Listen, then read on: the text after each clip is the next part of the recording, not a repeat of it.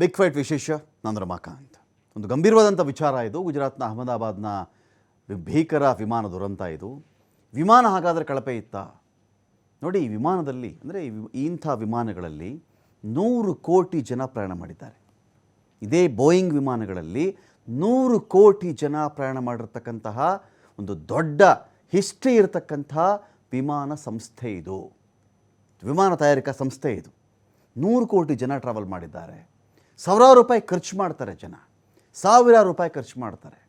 ಸಣ್ಣ ಸಣ್ಣ ದೂರಗಳಿಗೂ ಕೂಡ 30,000 40,000 ಕೊಟ್ಟು ಹೋಗುವಂಥ ಪರಿಸ್ಥಿತಿ. ಅಲ್ಲಿನ ಸಿಚುವೇಶನ್ ನೋಡಿಕೊಂಡು ಅದನ್ನು ಫಿಕ್ಸ್ ಮಾಡಿರ್ತಾರೆ, ಅಷ್ಟು ದುಡ್ಡು ಕೊಡ್ತಾರೆ. ಆದರೆ ಗ್ಯಾರಂಟಿ ಬೇಕಲ್ವಾ? ಮನುಷ್ಯನ ಜೀವಕ್ಕೆ ಒಂದು ಗ್ಯಾರಂಟಿ ಬೇಕಲ್ವಾ?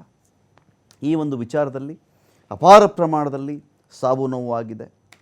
ಸಾವು ನೋವು ಆದ್ಮೇಲೆ ನಮ್ಮ ಪ್ರಶ್ನೆ ಏನು ಬರ್ತಾ ಇದೆ ಅಂತ ಹೇಳಿದ್ರೆ, ಒಂದು 9 ಗಂಟೆ 38 ನಿಮಿಷಗಳ ನಂತರದಲ್ಲಿ ಅಹಮದಾಬಾದಿಂದ ಹೊರಟಂಥ ವಿಮಾನ ಲಂಡನ್ನಲ್ಲಿ ಇಳಿಬೇಕಾಗಿತ್ತು. 9 ಗಂಟೆ 40 ನಿಮಿಷದ ಪ್ರಯಾಣ. 1.25 ಲಕ್ಷ ಲೀಟರ್ 1.25 ಲಕ್ಷ 1,25,000 ಲೀಟರ್ವರೆಗೂ ಫ್ಯೂಯಲ್ ಇದರಲ್ಲಿ ತುಂಬಿತ್ತು. 40,000 ರಿಂದ 50,000 ಲೀಟರ್ ಫ್ಯೂಯಲ್ ಸಾಕಾಗಿತ್ತು. ಅದಕ್ಕೆ ಓವರ್ ಫ್ಯೂಯಲ್ ತುಂಬಿಕೊಂಡಿದ್ದೇ ಒಂದು ರೀಸನ್ ಆಯಿತಾ, ಅಥವಾ ಅದು ಎಮರ್ಜೆನ್ಸಿಗೂ ಇಟ್ಟಿರ್ತಾರಾ? 100 ಕೋಟಿ ಪ್ರಯಾಣಿಕರನ್ನು ಕರ್ಕೊಂಡು ಹೋಗಿ ಸುರಕ್ಷಿತವಾಗಿ ಇಳಿಸಿರ್ತಕ್ಕಂಥ ಹಿಸ್ಟ್ರಿ ಇರ್ತಕ್ಕಂಥ ವಿಮಾನ ಅಹಮದಾಬಾದಲ್ಲಿ ಯಾಕೆ ಬಿದ್ದು ಹೋಯಿತು? ಇದ್ರ ಬಗ್ಗೆ ವಿಷಲ್ ಬ್ಲೋವರ್ ಇಂಜಿನಿಯರ್ಗಳು ಯಾವತ್ತೂ ಏನು ಹೇಳೇ ಇಲ್ವಾ? ಅನೇಕರು ಹೇಳಿರೋರು ಬದುಕೇ ಇಲ್ಲ. ಪ್ರತಿ ವಿಮಾನ ಸಂಸ್ಥೆ ತಯಾರಿಕಾ ಸಂಸ್ಥೆಯಲ್ಲೂ ಒಬ್ಬ ವಿಷಲ್ ಬ್ಲೋವರ್ ಇಂಜಿನಿಯರ್ ಇದ್ದೇ ಇರ್ತಾನೆ. ಇಂತಿಂಥ ಪ್ರಾಬ್ಲಮ್ ಇದೆ ವಿಮಾನದಲ್ಲಿ ಅಂತ ಹೇಳ್ತಾನೆ. ಇದೇ ರೀತಿ ವಿಷಲ್ ಬ್ಲೋ ಮಾಡಿದ್ದಂತಹ ಅಪಾಯ ಅಪಾಯ ಅಪಾಯ ಅಂತ ಕೂಗ್ತಾನಲ್ಲ, ಅವನೇ ವಿಷಲ್ ಬ್ಲೋವರ್. ಆ ಥರ ಕೂಗಿದ್ದಂಥ ಒಬ್ಬ ವ್ಯಕ್ತಿ ಆ ಥರ ಹೇಳಿದ 2 ತಿಂಗಳಲ್ಲೇ ಸತ್ತು ಹೋಗಿದ್ದಾನವನು. ನಾವು ಏನನ್ನು ನಂಬಿ ವಿಮಾನದಲ್ಲಿ ಕೂತ್ಕೊಳ್ಬೇಕು? ಎಲ್ಲ ವಿಮಾನಗಳು ಹೀಗೇನಾ? ತುಂಬ ವೈಡ್ ಅಂಥೇಳಿ, ವೈಡ್ ವಿಮಾನ, ಅಗಲವಾದಂಥ ವಿಮಾನ ಇದು. ಅದ್ಭುತ ವಿಮಾನ, ದೊಡ್ಡ ವಿಮಾನ, ಎಂದೂ ಪತನವಾಗದ ವಿಮಾನ ಎಂದು ಬಿರುದಾಂಕಿತ ಒಂದು ವಿಮಾನ ಈ ಥರ ಬಿದ್ದು ಹೋಗ್ಬಿಡುತ್ತೆ ಅಂತ ಹೇಳಿದ್ರೆ ಏನು ಕಾರಣ? ಇನ್ನೂ ಒಂದು, ಈಗ ಇದರಲ್ಲಿ ಬ್ಲಾಕ್ ಬಾಕ್ಸ್ ಪತ್ತೆಯಾಗಿದೆ. ಬ್ಲಾಕ್ ಬಾಕ್ಸ್ ಪತ್ತೆ ಆಯಿತು ಅಂತ ಹೇಳಿದ್ರೆ ಇದಕ್ಕೆ ಏನು ಕಾರಣಕ್ಕೆ ವಿಮಾನ ಪತನ ಆಯಿತು ಅಂಥೇಳಿ ಆ ಬ್ಲಾಕ್ ಬಾಕ್ಸಲ್ಲಿ ಮಾಹಿತಿ ಇರುತ್ತೆ ಅಂತ. ಗುಜರಾತ್ನ ಅಹಮದಾಬಾದ್ನಲ್ಲಿನ ಭೀಕರ ವಿಮಾನ ದುರಂತದಲ್ಲಿ ಬ್ಲಾಕ್ ಬಾಕ್ಸ್ ಪತ್ತೆಯಾಗಿದೆ. ಈ ವಿಮಾನದ ದಾಖಲೆ ಏನು ಅಂತ ಹೇಳಿದ್ರೆ, 14 ವರ್ಷಗಳಲ್ಲಿ 1,000 ವಿಮಾನಗಳನ್ನು ಈ ಬೋಯಿಂಗ್ ಮಾರಾಟ ಮಾಡಿದೆ. 1,000 ವಿಮಾನ ಮಾರಾಟ ಆಗೋದು ತಮಾಷೆ ಮಾತಲ್ಲ. 1,000 ಬಸ್ ಮಾರ್ದಂಗೆ, 1,000 ಕಾರ್ ಮಾರ್ದಂಗೆ, 1,000 ಬೈಕ್ ಮಾರ್ದಂಗೆ ಅಲ್ಲ. 1,000 ವಿಮಾನವನ್ನು ಮಾರಾಟ ಮಾಡಿದೆ. 100 ಕೋಟಿ ಪ್ರಯಾಣಿಕರು ಪ್ರಯಾಣ ಮಾಡತಕ್ಕಂಥ ವಿಮಾನ ಇದು ಏರ್ ಬಸ್. ದುರಂತ ಸ್ಥಳದಲ್ಲಿ ಡಿಜಿಟಲ್ ವಿಡಿಯೋ ರೆಕಾರ್ಡ್ ಕೂಡ ಪತ್ತೆಯಾಗಿದೆ. DVR ವಶಕ್ಕೆ ಪಡೆದುಕೊಂಡಿದ್ದಾರೆ ಗುಜರಾತ್ನ ಭಯೋತ್ಪಾದನಾ ನಿಗ್ರಹ ಪಡೆ. ಈಗಾಗಲೇ 6 ಮೃತದೇಹಗಳನ್ನು ಯಾರು ಗುರುತಿಸೋಕ್ಕೆ ಸಾಧ್ಯವಾಯಿತೋ ಆ ಮೃತದೇಹಗಳ ಹಸ್ತಾಂತರ ಕೂಡ ನಡೆದಿದೆ. ಮುಖಚಹರೆ ಪತ್ತೆಯಾದಂಥ ಹಿನ್ನೆಲೆಯಲ್ಲಿ, ಮುಖಚಹರೆನೇ ಗೊತ್ತಾಗ್ತಿಲ್ಲ ಅಂದರೆ DNA ಟೆಸ್ಟ್ ಆಗಲೇಬೇಕು. ವಿಮಾನ ಪತನದ ನಿಖರ ಕಾರಣ ಒಳಗೊಂಡಿರತಕ್ಕಂಥ ಬ್ಲಾಕ್ ಬಾಕ್ಸ್ ಪತ್ತೆಯಾಗಿದೆ. ಮತ್ತೊಂದು ಬ್ಲಾಕ್ ಬಾಕ್ಸ್ಗೋಸ್ಕರವಾಗಿ ಇದೀಗ ಪರಿಶೀಲನೆ ಮುಂದುವರೆದಿದೆ. ಡಿಜಿಟಲ್ ವಿಡಿಯೋ ರೆಕಾರ್ಡರ್ ಕೂಡ ಪತ್ತೆಯಾಗುತ್ತೆ. ಇಲ್ಲಿ DVR ವಶಕ್ಕೆ ಪಡ್ಕೊಂಡಿದ್ದಾರೆ. 6 ಮೃತದೇಹವನ್ನು ಕುಟುಂಬಸ್ಥರಿಗೆ ಹಸ್ತಾಂತರ ಮಾಡಿದ್ದಾರೆ. ನಮ್ಮ ಪಾಯಿಂಟ್ ಇರ್ತಕ್ಕಂಥದ್ದು, 1,000 ವಿಮಾನ ಮಾರಾಟ ಮಾಡಿದವರು 100 ಕೋಟಿ ಪ್ರಯಾಣಿಕರನ್ನು ಹೊತ್ತೊಯ್ದು ಸುರಕ್ಷಿತವಾಗಿ ಇಳಿಸಿದಂಥ ಒಂದು ಸಂಸ್ಥೆ ಈ ಮಟ್ಟಕ್ಕೆ ಯಾಕೆ ಇಳಿತು? ಇವತ್ತು ಯಾಕೆ ಪತನವಾಯಿತು ಅದರ ಒಂದು ವಿಮಾನ? ಏನನ್ನು ನಂಬಿ ನಾವು ಕೂತ್ಕೊಳ್ಬೇಕು? ಒಬ್ಬ ಮನುಷ್ಯ ಸಾವಿರಾರು ರೂಪಾಯಿ ಕೊಟ್ಟು ಅದರಲ್ಲಿ ಪ್ರಯಾಣ ಮಾಡ್ತಾನೆ ರೀ. 1,000 ರೂಪಾಯಿ ಕೊಟ್ಟು ಪ್ರಯಾಣ ಮಾಡ್ತಾನೆ. ಒಂದು TV ಸರಿ ಇಲ್ಲ ಅಂದರೆ ಅವ್ನು ಕೇಸ್ ಹಾಕ್ಬಿಡ್ತಾನೆ. ಇವತ್ತಿಗೆ ಗ್ರಾಹಕ TV ಸರಿ ಇಲ್ಲ, ನಾನು TV ಕೊಂಡ್ಕೊಂಡಿದ್ದೀನಿ, ಇದು ಯಾಕೋ ಸರಿ ಕೆಲಸ ಮಾಡ್ತಾ ಇಲ್ಲ, ನನಗೆ ಮೋಸ ಆಗಿದೆ, ಅನ್ಯಾಯ ಆಗಿದೆ ಕೇಳ್ತಾನವನು. ಇನ್ನೇನು ವಸ್ತು ತೊಗೊಳ್ತಾನವನು, ಕೇಳ್ತಾನವನು. ವಿಮಾನ ಪ್ರಯಾಣದಲ್ಲಿ ಈ ಥರದೊಂದು ಫ್ಯಾಮಿಲಿಗೆ ತೊಂದರೆ ಆದರೆ ತಲಾ ಅವನೊಂದು ಕೋಟಿ ಕೊಟ್ಬಿಟ್ರೆ ಅಲ್ಲಿಗೆ ಅದು ಮುಗಿದು ಹೋಯ್ತಾ? ಅವನೊಬ್ಬ ಗ್ರಾಹಕನೇ, ಒಬ್ಬ ಪ್ರಯಾಣಿಕನೇ. ಅವನ ಸುರಕ್ಷತೆ ಕಥೆ ಏನು? ಅವನು ನಂಬಿಕೊಂಡಿದ್ದು. ಅಲ್ಲಿ ಯಾರು ನೋಡಿ, ಕೇರಳದೊಬ್ಬರು ನರ್ಸ್ ಅಂತೆ, sole bread winner for the family, ಕೇರಳದ ನರ್ಸು ಸತ್ತೋಗ್ಬಿಟ್ರು. ಇನ್ನದು ಡಾಕ್ಟರ್ ಫ್ಯಾಮಿಲಿ ನೋಡಿದ್ರೆ ಹೊಟ್ಟೆ ಉರಿ ಇತ್ತು ರೀ. 3 ಮುದ್ದಾದ ಮಕ್ಕಳು. ಇಂಡಿಯಾಗೆ ಗುಡ್ ಬೈ ಹೇಳಿ ಲಂಡನ್ನಲ್ಲಿ ಸೆಟಲ್ ಆಗಬೇಕು ಅಂಥೇಳಿ ವೈದ್ಯ ದಂಪತಿಯಲ್ಲಿ ಹೋಗ್ತಾ ಇದ್ರು ರೀ. ಮುಗಿದೋಯ್ತು ಅವ್ರ ಜೀವನ. ಅನೇಕ ಬ್ರಿಟಿಷ್ ಪ್ರಜೆಗಳು ಹೊರಟೋದ್ರು, ಕೆನಡಿಯನ್ ಹೊರಟೋಗ್ಬಿಟ್ರು, ಪೋರ್ಚುಗೀಸ್ ಸತ್ತು ಹೋಗ್ಬಿಟ್ರು. 169ವರೆಗೂ ಭಾರತೀಯರು ಅದರಲ್ಲಿ ತೀರ್ಕೊಂಡ್ರು. ಆ ಫ್ಲೈಟ್ ಬಿದ್ದಂಥ ಮೆಡಿಕಲ್ ಹಾಸ್ಟೆಲ್ ಮೇಲೆ ಬಿತ್ತಲ್ಲ, ಅಲ್ಲಿ ಒಂದು 25-30 ಜನ ಅಲ್ಲಿ ತೀರ್ಕೊಂಡ್ಬಿಡ್ತಾರೆ. ಸೊ ಇದಕ್ಕೆಲ್ಲ ಹೇಗೆ, ಟೆಕ್ನಿಕಲಿ ಹೇಗೆ ಇದು? ಒಬ್ಬ ಪ್ರಯಾಣಿಕನ ಸುರಕ್ಷತೆಯ ಕಥೆ ಏನು? ಅವನ ಜೀವನದ ಭದ್ರತೆಯ ಕಥೆ ಏನು? ವಿಮಾನಗಳು ಬೀಳುವುದು ಯಾಕೆ? ಇದರಿಂದ ಕಾರಣಗಳು ಗೊತ್ತಾಗೋದು ಯಾವಾಗ? ಎಲ್ಲ ವಿಚಾರಕ್ಕೆ ಸಂಬಂಧಪಟ್ಟಂತೆ ಮಾತಾಡಲಿಕ್ಕೆ ನಮ್ಮೊಂದಿಗೆ ನಿವೃತ್ತ ಲೆಫ್ಟಿನೆಂಟ್ ಕರ್ನಲ್ ಸುನಿಲ್ ಇದ್ದಾರೆ. ಸುನಿಲ್, ಸ್ವಾಗತ ನಿಮಗೆ ಒಂದು ಡಿಬೇಟ್ಗೆ. ಮಂಗಳೂರು ಏರ್ಪೋರ್ಟ್ನ ಮಾಜಿ ನಿರ್ದೇಶಕರಾಗಿರ್ತಕ್ಕಂಥ ವಾಸುದೇವ್ ಅವರಿದ್ದಾರೆ. ವಾಸುದೇವ್ ಅವರೇ, ಸ್ವಾಗತ ನಿಮಗೆ ಒಂದು ಡಿಬೇಟ್ಗೆ.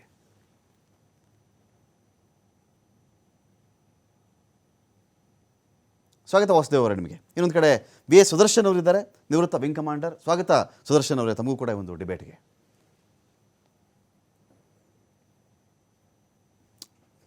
ಇದೀಗ ನಾನು ಮೊದಲಿಗೆ ವಾಸುದೇವ್ ಅವರ ಬಳಿ ಹೋಗ್ಬಿಡ್ತೀನಿ. ವಾಸುದೇವ್ ಅವರೇ, ನನ್ನೊಂದು ಪಾಯಿಂಟ್ ಇದೆ ಇಲ್ಲಿ.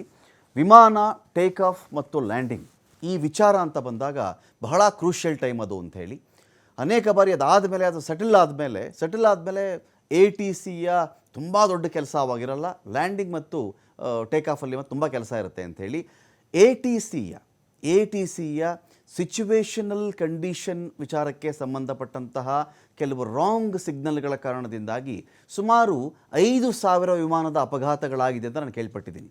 5,000 ವಿಮಾನ ಅಪಘಾತಗಳು ATC ಸಿಗ್ನಲ್ಲೇ ಸರಿಯಾಗಿ ಅವ್ರು ಕೊಡಲಿಲ್ಲ, ಮೆಸೇಜ್ ಸರಿಯಾಗಿ ಪಾಸ್ ಮಾಡಲಿಲ್ಲ, ಅಥವಾ ಲೇಟಾಗಿ ಪಾಸ್ ಮಾಡಿದ್ರು, ಅಥವಾ ಸಂದೇಶವೇ ಬರಲಿಲ್ಲ ಅನ್ನೋ ಕಾರಣಗಳಿಗಾಗಿ. ಅಥವಾ ಇಲ್ಲಿ ಈ ವಿಮಾನ ದುರಂತದ ನಾವು ಕನ್ಸಿಡರ್ ಮಾಡೋದಾದರೆ ನಾನು ಯಾವುದೇ ಕನ್ಕ್ಲೂಷನ್ಗೆ ಬರ್ತಾ ಇಲ್ಲ. ಇದರಲ್ಲಿ ATCಯ ಸಮಸ್ಯೆ ಇದ್ದಿರಬಹುದಾ, ಅಥವಾ ಒಬ್ಬ ನುರಿತ ಪೈಲಟ್ನ ಮಿಸ್ಟೇಕ್ಸ್ ಇದ್ದಿರಬಹುದಾ, ಅಥವಾ ರನ್ವೇಯನ್ನು ಆ ವಿಮಾನ ಟೇಕ್ ಆಫ್ ಆಗುವುದಕ್ಕೆ ಎಷ್ಟು ವೇಗ ಬೇಕಾಗಿತ್ತೋ ಅಷ್ಟು ವೇಗವನ್ನು ಜನರೇಟ್ ಮಾಡಲಿಕ್ಕೆ ಪೈಲಟ್ ತೆಗೆದುಕೊಂಡಂತಹ ಸಮಯ ಬಹಳ ಕಡಿಮೆ ಆಗಿಬಿಡ್ತಾ ರನ್ವೇನೇ ಸರಿಯಾಗಿ ಬಳಸ್ತಿಲ್ವಾ? ನಾವು ಪ್ರೈಮಫಸಿ ಕೇಳ್ತಾ ಇದ್ದೀನಿ ಸರ್, ಎಕ್ಸಾಕ್ಟಾಗಿ ನೀವು ಹೀಗೆ ಇದೆ ಅಂತ ಹೇಳಿ ಅಂತ ನಾನು ಕೇಳ್ತಾ ಇಲ್ಲ. ಏನು ಪ್ರಾಬಬಲ್ ರೀಸನ್ಸ್ ಏನಿರಬಹುದು, ಅಥವಾ ಕಂಪ್ಲೀಟ್ಲಿ ಎಂಜಿನ್ದೇ ಪ್ರಾಬ್ಲಮ್ ಇತ್ತು ಅಂತನಾ ಸರ್?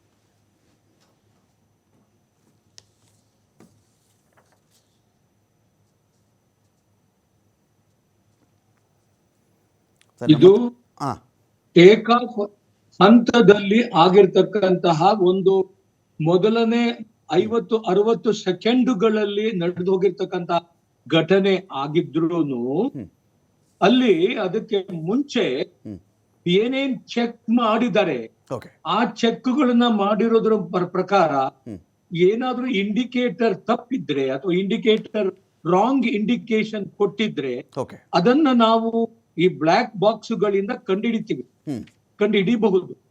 ಹಾಗಾಗಿ ಕಮ್ಯುನಿಕೇಶನ್ ನಲ್ಲಿ ಏನಾದ್ರೂ ತೊಂದರೆಗಳು ಆಗಿದ್ರೆ ಏರ್ ಟ್ರಾಫಿಕ್ ಕಂಟ್ರೋಲ್ ಇಂದ ಬೇರೆ ಬೇರೆ ಮೂಲಗಳಿಂದ ಏನು ಮಾತುಕತೆಗಳು ನಡೆದಿರುತ್ತೆ ಅವುಗಳನ್ನೆಲ್ಲ ಕಂಡು ಹಿಡಿಯೋದಿಕ್ಕೆ ಬ್ಲಾಕ್ ಬಾಕ್ಸ್ ಹೆಲ್ಪ್ ಮಾಡುತ್ತೆ. ಆ ಬ್ಲಾಕ್ ಬಾಕ್ಸ್ ಇಂದಾಗಿ ಆ ಫ್ಲೈಟ್ ಡಾಟಾ ಏನು ನಮಗೆ ಅದೇನೊಂದು ರೆಕಾರ್ಡರ್ ಇದೆ ಅದನ್ನು ಸಹ ಜೊತೆಗೂಡಿಸಿದಾಗ ಆ ಕಂಪ್ಲೀಟ್ ಆಗಿ ಏರ್ ಕ್ರಾಫ್ಟ್ ಸ್ಟಾರ್ಟಿಂಗ್ ಪಾಯಿಂಟ್ ಇಂದ ಪುಷ್ ಬ್ಯಾಕ್ ಮಾಡಿದ್ದಾಗಿಂದ ಟ್ಯಾಕ್ಸಿ ಮಾಡಿದ್ದಾಗಿಂದ ರನ್ವೇ ಮೇಲೆ ಬಂದು ನಿಂತಾಗಿದ್ದಾಗಿಂದ ಏನೇನೆಲ್ಲ ಯಾವ ತರದಲ್ಲಿ ಏರ್ ಕ್ರಾಫ್ಟ್ ಮೂವ್ಮೆಂಟ್ ಅನ್ನೋದು ನೋಡ್ಕೊಂಡು ಅದರ ಪ್ರಕಾರ ನಾವು ಬೇರೆ ಬೇರೆ ಅಭಿಪ್ರಾಯಗಳನ್ನ ಅದರ ಇನ್ಸೈಟ್ ನಮಗೆ ಗೊತ್ತಾಗತ್ತೆ. ಆ ಇನ್ಸೈಟ್ ಇಂದಾಗಿ ಏರ್ ಕ್ರಾಫ್ಟ್ ಸರಿಯಾದ ರೀತಿಯಲ್ಲಿ ಬಿಹೇವ್ ಮಾಡಿದೆಯೋ ಮಾಡ್ತಾ ಇರ್ಲಿಲ್ವೋ, ಪೈಲಟಿನ ಬಿಹೇವಿಯರ್ ಅದಕ್ಕೆ ಸರಿಯಾದ ಪ್ರತಿಕ್ರಿಯೆ ಕೊಟ್ಟಿದ್ದಾರೋ ಇಲ್ವೋ, ಇವೆಲ್ಲವುಗಳನ್ನ ಇನ್ವೆಸ್ಟಿಗೇಷನ್ ಮಾಡೋದಿಕ್ಕೆ ಬ್ಲಾಕ್ ಬಾಕ್ಸ್ ಅನುಕೂಲ ಮಾಡುತ್ತೆ. ಅಹಮದಾಬಾದ್ ನಲ್ಲಿ ಏನೊಂದು ಸಿಚುವೇಶನ್ ಇದೆ, ಅಲ್ಲಿ ಹದ್ದುಗಳು ಜಾಸ್ತಿ ಅಲ್ಲಿ ಇರ್ತವೆ, ವಲ್ಚರ್ಸ್ ಇದ್ದಾವೆ. ಇದು ಈ ಕಾಲದಲ್ಲಿ ಸಿಕ್ಕಾಪಟ್ಟೆ ಬಿಸಿ ಇರೋದ್ರಿಂದ, ಉಷ್ಣ ಇರೋದ್ರಿಂದ ಅಲ್ಲಿ ಹದ್ದುಗಳು ಹಾರಾಟ ಜಾಸ್ತಿ ಇರುತ್ತೆ. ರನ್ವೇ ಮೇಲೆ ಬಂದು ಅವು ವಿಶ್ರಾಂತಿ ತಗೊಳ್ತಾ ಇರ್ತವೆ. ಆ ಸಂದರ್ಭದಲ್ಲಿ ಏನಾದ್ರು 2 ಎಂಜಿನ್ಗಳಿಗೆ ಹದ್ದುಗಳು ಹೊಡೆದಿದ್ಯಾ ಅಂತನೋ ಒಂದು ಪ್ರಶ್ನೆ, ಅದು ಡೌಟ್ಫುಲ್. ಯಾಕೆಂತಂದ್ರೆ ಯಾವುದೇ ATC ಅವರು ಈ ಹದ್ದುಗಳನ್ನ, ಈ ಪಕ್ಷಿಗಳನ್ನ ಚೇಸ್ ಮಾಡ್ದೇನೆ ಟೇಕ್ ಆಫ್ ಕ್ಲಿಯರೆನ್ಸ್ ಅನ್ನ ಕೊಡುವುದಿಲ್ಲ ಸಾಮಾನ್ಯ. ಸರ್ದಾರ್ ನಗರದಲ್ಲಿ ಹದ್ದುಗಳ ಹಾರಾಟ ಜಾಸ್ತಿ ಇದೆ ಅಹಮದಾಬಾದ್ ನಲ್ಲಿ. ಇದು ನಾವೆಲ್ಲ ಗಮನಿಸ್ತಿರ್ತಕ್ಕಂಥ ವಿಷಯ, ವರ್ಷಗಳಿಂದ ನಾವು ಕಂಡಿಡಿದಿದ್ವಿ. ಅದಕ್ಕೆ ಚೇಸ್ ಮಾಡೋದಿಕ್ಕೆ ನಾನು ಅಲ್ಲಿ ಇದ್ದಿದ್ರಿಂದ ನನಗೆ ಗೊತ್ತಿದೆ. What are all the precautions we were taking for chasing the bird, flying the standing the vehicle on the runway ಎಲ್ಲ ಮಾಡಿದ್ವಿ. ಮೆಕ್ಯಾನಿಕಲ್ ಟ್ರಬಲ್ ಇದ್ರೆ ಅದು ಪೈಲಟ್ಗೂ ಗೊತ್ತಾಗೋದಿಲ್ಲ. ಅದು ಇಂಡಿಕೇಟರ್ಸ್ ಏನ್ ಇಂಡಿಕೇಶನ್ ಕೊಟ್ಟಿದೆ ಅದು ಬ್ಲಾಕ್ ಬಾಕ್ಸ್ ಇಂದಲೇ ಗೊತ್ತಾಗ್ಬೇಕು. ಮತ್ತೆ ಏನಾದ್ರು ಮಿಸ್ಟೇಕ್ ಪ್ಲೇ ಮಾಡಿದ್ರೆ ಅದರ ಇಂಡಿಕೇಶನ್ ಇವರಿಗೆ ಸಿಗದೆ ಇದ್ರೆ ಅದಕ್ಕೆ ಏನು ಉತ್ತರ ಅನ್ನೋದನ್ನ ಮುಂದೆ ಏನೊಂದು ಎಮರ್ಜೆನ್ಸಿ ಒಂದು ಲೊಕೇಟರ್, ಬೀಕನ್, ಇದೆಲ್ಲ ಡಿಸ್ಟ್ರೆಸ್ ಸಿಗ್ನಲ್ ಇವುಗಳೆಲ್ಲ ಇರ್ತವೆ. ಅವುಗಳ ಮೂಲಕ ಏನಾದ್ರೂ ಕಂಡುಹಿಡಿಯೋದಕ್ಕೆ ಸಾಧ್ಯವಾದ್ರೆ ಅದಕ್ಕೆ ಹೆಲ್ಪ್ ಮಾಡ್ತಕ್ಕಂಥದ್ದು ಅದಕ್ಕೆ ಇನ್ನೊಂದು ಫ್ಲೈಟ್ ಡಾಟಾ ರೆಕಾರ್ಡರ್ ಅಂತ ಇರುತ್ತೆ. ಏರ್ಕ್ರಾಫ್ಟ್ ಟೈರ್ಗಳು ಯಾವ ತರದಲ್ಲಿ ಹೋದು, ಯಾವ ತರದಲ್ಲಿ ರನ್ವೇ ಮೇಲೆ ಸೆಂಟ್ರಲ್ ಲೈನ್ ಇಂದ ಎಷ್ಟು ದೂರದಲ್ಲಿದ್ದು, ಇವೆಲ್ಲದನ್ನು ಅದು ರೆಕಾರ್ಡ್ ಮಾಡುತ್ತೆ. ಹಾಗಾಗಿ ಪ್ರತಿಯೊಂದು ಮೂವ್ಮೆಂಟ್ ಏರ್ ಟ್ರಾಫಿಕ್ ಕಂಟ್ರೋಲರ್ ಜೊತೆಗೆ ಮಾಡಿರ್ತಕ್ಕಂಥ ಕಮ್ಯುನಿಕೇಶನ್ ಪ್ರತಿಯೊಂದು ಸಹ ಅಲ್ಲಿ ರೆಕಾರ್ಡ್ ಆಗಿರುತ್ತೆ.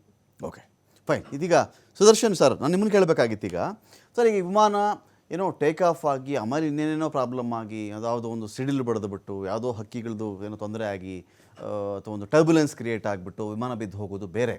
ನನಗೆ ತುಂಬ ಬೇಜಾರಾಗಿದ್ದೇನು ಅಂದರೆ ಆ ಪೈಲಟ್ ಅನ್ನೋ ಒಂದು ಜೀವಿಗೆ ಕನಿಷ್ಠ ಪಕ್ಷ ಒಂದು 15 ನಿಮಿಷ 20 ನಿಮಿಷ ಆದರೂ ಟೈಮ್ ಸಿಗಬೇಕಾಗಿತ್ತೇನೋ, ಒಂದು ಭಗವಂತ ಅದೊಂದು ಚಾನ್ಸ್ ಕೊಡಬೇಕಾಗಿತ್ತೇನೋ ಆ ಫ್ಲೈಟ್ಗೆ ಅಂತ ಅಷ್ಟೇ ಸರ್. ಒಂದೊಂದು ಕನ್ಸರ್ನ್ ಅದು ಸೆಕೆಂಡ್ಗಳಲ್ಲಿ ಆಗೋಗ್ಬಿಡುತ್ತೆ ಸರ್, ಸೆಕೆಂಡ್ಗಳಲ್ಲಿ ಹೋಗ್ಬಿಡುತ್ತೆ. ಅಹಮದಾಬಾದ್ಗೆ ದೆಹಲಿಯಿಂದ ಬಂದಿದ್ದಂಥ ವಿಮಾನ, ಅಫ್ಕೋರ್ಸ್ ದೆಹಲಿಯೆಲ್ಲ ಚೆಕಪ್ ನಡೆದಿತ್ತು, ಎಲ್ಲ ಪರಿಶೀಲನೆಗೊಳಪಟ್ಟಿರುತ್ತೆ. ಆದರೆ ಅಹಮದಾಬಾದ್ ಟು ನಾವು ಲಂಡನ್ಗೆ ಈ ಒಂದು ವಿಮಾನ ಹೋಗಬೇಕಾದಾಗ 7,000 ಕಿಲೋಮೀಟರ್ಗಳ ದಾರಿ ಸರ್. ಅದು 7,000 ಕಿಲೋಮೀಟರ್ಗಳ ವಾಯುದಾರಿ. ಅದು ಈ ಒಂದು 7,000 ಕಿಲೋಮೀಟರ್ ವಾಯುದಾರಿಗೆ 40,000 ಲೀಟರ್ ಫ್ಯೂಯಲ್ ಸಾಕಾಗುತ್ತೆ ಅಂತ ನಾನು ಕೇಳ್ಪಟ್ಟಿದ್ದೀನಿ. ಆದರೆ ಇದರಲ್ಲಿ ಹೆಚ್ಚು ಕಡಿಮೆ 1.25 ಲಕ್ಷ ಲೀಟರ್ವರೆಗೂ ಕೂಡ ಒಂದಷ್ಟು ಫ್ಯೂಯಲ್ ಇತ್ತು ಅಂಥೇಳಿ ಕೆಲವರು ಅನುಮಾನ ಪಡ್ತಿರೋದು ಕೇಳ್ತಾ ಇದ್ದೀನಿ ಸರ್. ನಾನು ಫ್ಲೈಟ್ ಬಗ್ಗೆ ದೊಡ್ಡ ಜ್ಞಾನಿ, ದೊಡ್ಡ ಎಕ್ಸ್ಪರ್ಟು, ನನಗೆಲ್ಲ ಗೊತ್ತು ಅನ್ನೋ ಇದರಲ್ಲಿ ನಾನೇನು ಕೇಳ್ತಾ ಇಲ್ಲ. ಇಲ್ಲಿ ಅಷ್ಟು ಅವಶ್ಯಕತೆ ಇರಲಿಲ್ಲ ಅಂತ ಕೆಲವರು ಹೇಳ್ತಾರೆ. ಅದರಿಂದನೂ ಏನು ಆಗಿದೆಯೇನೋ ಅಂತ ಹೇಳಿ.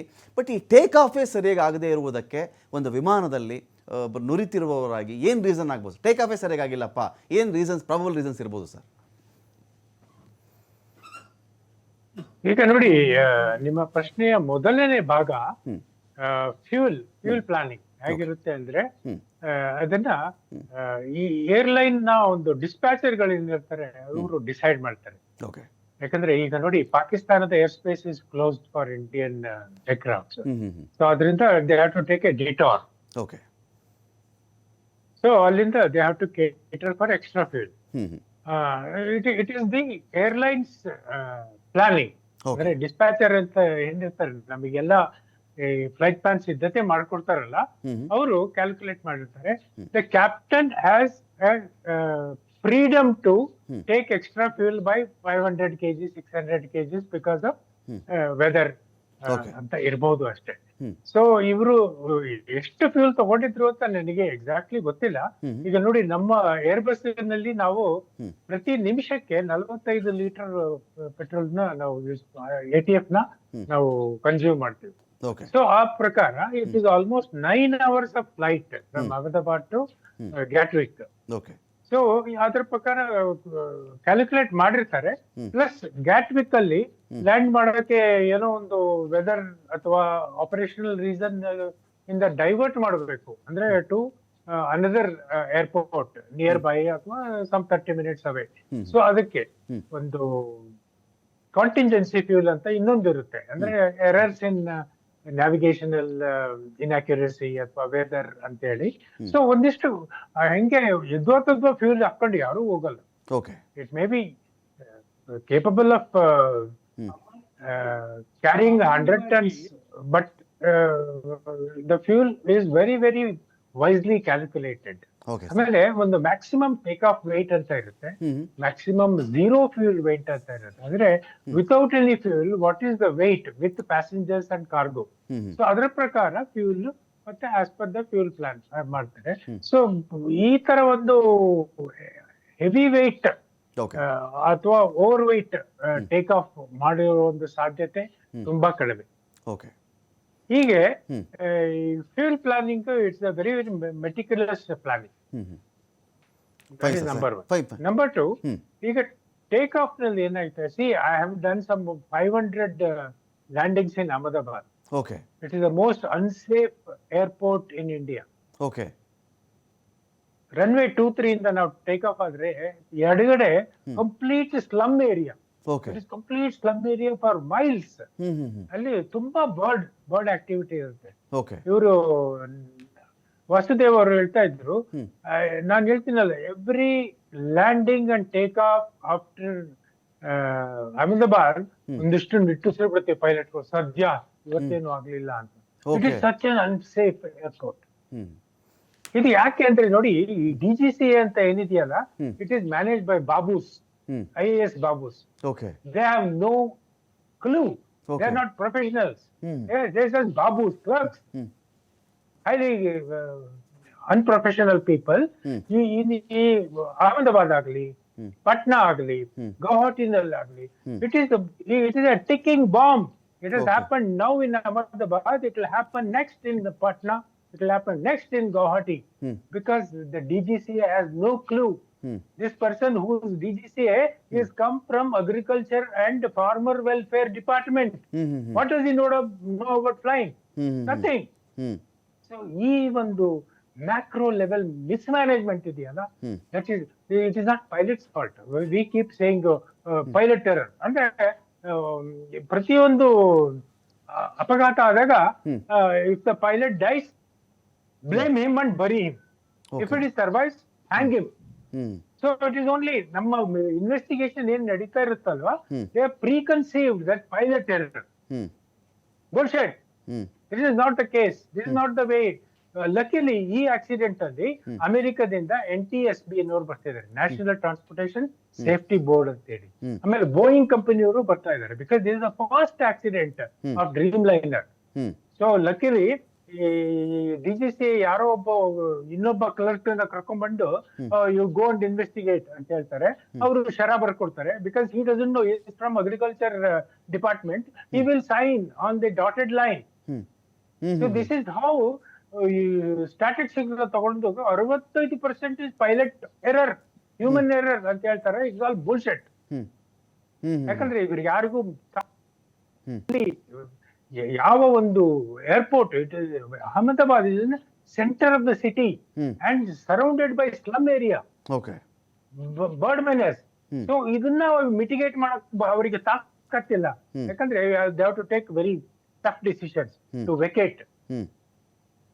ಸೊ ಈ ತರ ಒಂದು ಮ್ಯಾಕ್ರೋ ಲೆವೆಲ್ ನಲ್ಲಿ ಮಿಸ್ಮ್ಯಾನೇಜ್ಮೆಂಟ್ ನಡೀತಾ ಇರುವಾಗ the accidents, even whatever the pilot skill or whatever the automated technological improvement in the aircraft will not stand this kind of mismanagement. Fine sir, ನಾನು ಮತ್ತಷ್ಟು ಮಾತಾಡಿಸ್ತೀನಿ ನಿಮ್ಮನ್ನ ಒಂದು ಬ್ರೇಕ್ ಆದಮೇಲೆ.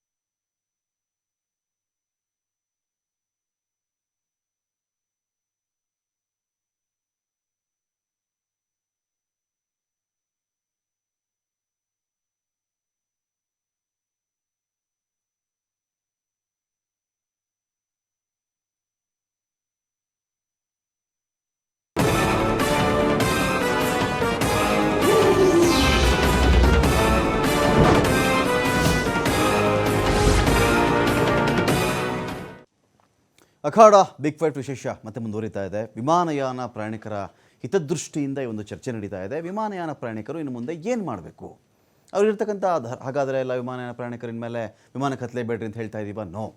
ವಿಮಾನ ಪ್ರಯಾಣಿಕ ಅಷ್ಟೊಂದು ದುಡ್ಡು ಕೊಟ್ಟು ತನ್ನ ಒಂದು ಸಮಯ ಉಳಿಸುವ ಸಲುವಾಗಿ ವಿಮಾನಯಾನವನ್ನು ಬಳಸಬೇಕಾದ್ರೆ ಆ ಮನುಷ್ಯನ ಸುರಕ್ಷತೆ ಕೂಡ ಅಷ್ಟೇ ಇಂಪಾರ್ಟೆಂಟ್ ಆಗಿರುತ್ತೆ. ಹಣ ಪರಿಹಾರ ಅದು ಆನಂತರದ ಒಂದು ಬಾಬ್ತು ಅದು. ಅದಕ್ಕಿಂತ ಮುಂಚಿತವಾಗಿ ಇಲ್ಲಿ ನಾನು ಸುನಿಲ್ ಕೇಳೋದಾದರೆ, ಸುನಿಲ್, ಇಲ್ಲೊಂದು ಗಮನಿಸಿದ್ದೀವಿ ನಾವು, ಈಗ ಬ್ಲಾಕ್ ಬಾಕ್ಸ್ ಪತ್ತೆ ಆಗಿದೆ ಅಂತ ಹೇಳ್ತಾ ಇದ್ದಾರೆ.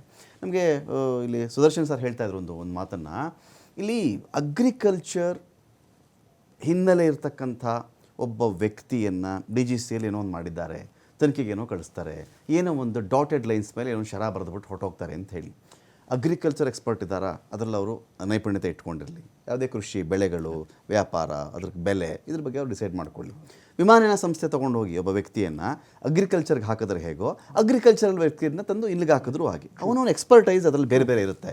ಇಲ್ಲಿ ಪಾಯಿಂಟ್ ಏನು ಅಂತ ಹೇಳಿದ್ರೆ, ಇದಕ್ಕೆ ನಾವೀಗ NTSB, national transportation safety board, ಅವರು ಬಂದು ಏನು ಹೇಳ್ತಾರೆ, ಅದರ ಮೇಲೆ ಆಶ್ರಯಿಸಬೇಕಾದಂಥ ಅನಿವಾರ್ಯತೆ ನಾವು ಸಿಕ್ಕಾಕೊಂಡಿದ್ದೀವ. ಒಂದು, ಈ ಬ್ಲ್ಯಾಕ್ ಬಾಕ್ಸ್ ಸಿಕ್ಕಿದ ಮೇಲೆ 1 ವರ್ಷ ಬೇಕಂದ್ರೆ ನೆಕ್ಸ್ಟ್ ಜೂನ್ಗಂತೆ ಅದರದ್ದು ಪೂರ್ತಿ ರಿಪೋರ್ಟ್ ಸಿಗಲಿಕ್ಕೆ ನಮಗೆ ಜಾಸ್ತಿ ಆಗಬಹುದು. ನಾನು ಕೇಳೋದೀಗ ಇದೇ ಟೈಮಲ್ಲಿ ಇದೇ ಡ್ರೀಮ್ ಲೈನರೋ ಬೋಯಿಂಗೋ ಈ ಥರದ್ದು ಇನ್ನೂ 1 ವರ್ಷದಲ್ಲಿ ಸಾವಿರಾರು ಹಾರಾಟಗಳನ್ನು ಕಾಣುತ್ತೆ. ಏನು ತಪ್ಪಿತ್ತು ಅಂತ ನನಗೆ ಗೊತ್ತಾದರೆ ಆ ತಪ್ಪನ್ನು ಸರಿ ಮಾಡ್ಕೊಳ್ಳಿಕ್ಕೆ ಕ್ಷಿಪ್ರವಾಗಿ ನಾನು ಟ್ರೈ ಮಾಡ್ತೀನಿ ಅಂತ ಈ 1 ವರ್ಷ ತನಿಖೆ ಹಿಡಿದು ಬಿಟ್ರೆ ಆ ವಿಮಾನದಲ್ಲಿ ಈಗ ಅವ್ರಿಗೆ ನಂಗೆ ಬಹಳ ನೋವಾಯಿತು ಸುದರ್ಶನ್ ಸರ್ ಆ ಮಾತು ಕೇಳಿ. ಆ ಪೈಲಟು ಅಕಸ್ಮಾತು ಆ ದುರಂತದಲ್ಲಿ ಸತ್ತ ಅವನು ಬದುಕ್ಬಿಟ್ನಾ, ನೀನು ತಪ್ಪು ಮಾಡಿದ್ದೆ ಅಂತ ಅವ್ನು ಹ್ಯಾಂಗ್ ಮಾಡಿಬಿಡು, ಇನ್ನೂ ಘೋರವಾಗಿ ಅವನನ್ನು ಟ್ರೀಟ್ ಮಾಡಿಬಿಡ್ತಾರೆ ಅಂತ. ಪೈಲಟ್ ತಪ್ಪೇನು ಅಂತ ಇಲ್ಲ, ಅಕಸ್ಮಾತ್ ಟೆಕ್ನಿಕಲಿ ಇವ್ರು ಯಾರಾದರೂ ಫಾಲ್ಟ್ ಮಾಡಿದರೆ ಪೈಲಟನ್ನು ಹ್ಯಾಂಗ್ ಮಾಡಿಬಿಡೋದು ನಾವು ಎಷ್ಟು ಮಟ್ಟಿಗೆ ಸರಿ? ಇದಕ್ಕೆ ಬಗೆಹರಿಯೋದು ಯಾವಾಗಿದು ಅಂತ. ಸತ್ಯ ಅವನೊಂದು ಸತ್ತೋಗಿರುತ್ತೆ ಇವತ್ತಿಗೆ. ಹೌದು, ಇದು ಪ್ರೊಸೀಜರ್ಸ್ ಡಿಸೈನ್ ಆಗಿರೋ ರೀತಿನೇ ಅದು. ಕಾರಣ, ಈ ಒಂದು ಏವಿಯೇಷನ್ ಇಂಡಸ್ಟ್ರಿ ಏನಿದೆಯಲ್ಲ, ಇದು such a complicated domain in it self. ಕಾರಣ, ಟೆಕ್ನಾಲಜಿ ಎಷ್ಟು ಡೀಪಾಗಿ ಎಲ್ಲದರಲ್ಲೂ ಇನ್ವಾಲ್ವ್ ಆಗಿದೆ ಅಂತ ಹೇಳಿದ್ರೆ, huge amount of data, data analysis ತುಂಬ ಟೈಮ್ ತಗೊಳುತ್ತೆ. ಫಸ್ಟ್ಲಿ ಎಲ್ಲ ಪ್ರೊಸೀಜರ್ಸ್ ಕೂಡ ಈ ಆಕ್ಸಿಡೆಂಟ್ ಇನ್ವೆಸ್ಟಿಗೇಷನ್ ಪ್ರೊಸೀಜರ್ಸ್ ಅಂತ ಹೇಳ್ಬಿಟ್ಟು ನೀವೇನು ಕೇಳ್ತಾ ಇದ್ರಿ, ಅರ್ಥ ಆಯ್ತಾ? ಸೊ ಅದಕ್ಕೆ ಮುಂಚೆ ನೀವು ಪೈಲಟ್ಸ್ ಬಗ್ಗೆ ಮಾತಾಡಿದ್ರಲ್ಲ, ನಾನು ನಿನ್ನೆ ಕೂಡ ಡಿಬೇಟಲ್ಲಿ ನಾನು ಹೇಳ್ತಾ ಇದ್ದೆ, pilots are the ones that fly with highest integrity and responsibility, not just for their lives. ಯಾಕಂದರೆ ನಾನು ಹೇಳಿದೆ, it is the responsibility of the pilot about the lifes of the ones ಯಾರ್ಯಾರು ಇದರಲ್ಲಿ ಏರ್ಕ್ರಾಫ್ಟಲ್ಲಿ ಇದ್ದಾರೆ, ಪ್ಲಸ್ ದೇರ್ ಫ್ಯಾಮಿಲೀಸ್ ಕಾಯ್ತಾ ಇದ್ದಾರೆ ಯಾರೋ ಅವರಿಗೆ. Correct. Pilot would have done everything possible. ಇದ್ದಿದ್ದು 5 seconds ಆದರೂ ಅವ್ರು ಯೋಚಿಸಿರ್ತಾರೆ ನಾನು ಏನು ಮಾಡೋಕ್ಕೆ ಸಾಧ್ಯ ಅಂತ. Because he is such a senior man, captain, ಆಯಿತಾ? So highest amount of integrity, that is unquestionable. ಅವ್ರ ರೆಸ್ಪಾನ್ಸಿಬಿಲಿಟೀಸ್ ಅವ್ರಿಗೆ ಇರುತ್ತೆ. ಆದರೆ how they are treated, that's not good, that's not the way. Okay, ಅರ್ಥ ಆಯ್ತಾ? Secondly, coming to investigation part, ನಾವೇನು ಮಾತಾಡ್ತಾ ಇದ್ವಿ, ಯಾಕೆ ಟೈಮ್ ತೊಗೊಳುತ್ತೆ ಅಂತ. ಇಂಟರ್ನ್ಯಾಷನಲ್ ಸಿವಿಲ್ ಏವಿಯೇಷನ್ ಆರ್ಗನೈಸೇಷನ್ ಅಂತ, it's a United Nations body. ವಿಶ್ವಸಂಸ್ಥೆ ಒಂದು ಅಂಗ. ಅದು responsible for international aviation standards ಸ್ಟಿಪ್ಯುಲೇಟ್ ಮಾಡೋಕ್ಕೆ ಮತ್ತು ಇನ್ವೆಸ್ಟಿಗೇಷನ್ ಪ್ರೊಸೀಜರ್ಸ್ ಈ ಥರ ಏನಾಗುತ್ತೆ ಇದಕ್ಕೆ ಬೇಸಿಕಲಿ ಫ್ಲೈಟ್ ಸೇಫ್ಟಿ ಏನಿರುತ್ತೆ ಅದು ಅವರ ರೆಸ್ಪಾನ್ಸಿಬಿಲಿಟಿ ಆಗಿರುತ್ತೆ. ಓಕೆ, ಅವರ ಇದರಲ್ಲಿ ರೆಗ್ಯುಲೇಷನ್ಸಲ್ಲಿ Annex 13 ಅಂತ ಒಂದಿದೆ. ಅದರಲ್ಲಿ ಡಿಫೈನ್ ಆಗುತ್ತೆ ಯಾವ್ಯಾವ ಸ್ಟೆಪ್ಸ್ ಇರುತ್ತೆ ಇದರಲ್ಲಿ, ಏನು ಏರ್ ಕ್ರ್ಯಾಶ್ ಇನ್ವೆಸ್ಟಿಗೇಷನಲ್ಲಿ ಅಂತ ಹೇಳ್ಬಿಟ್ಟು.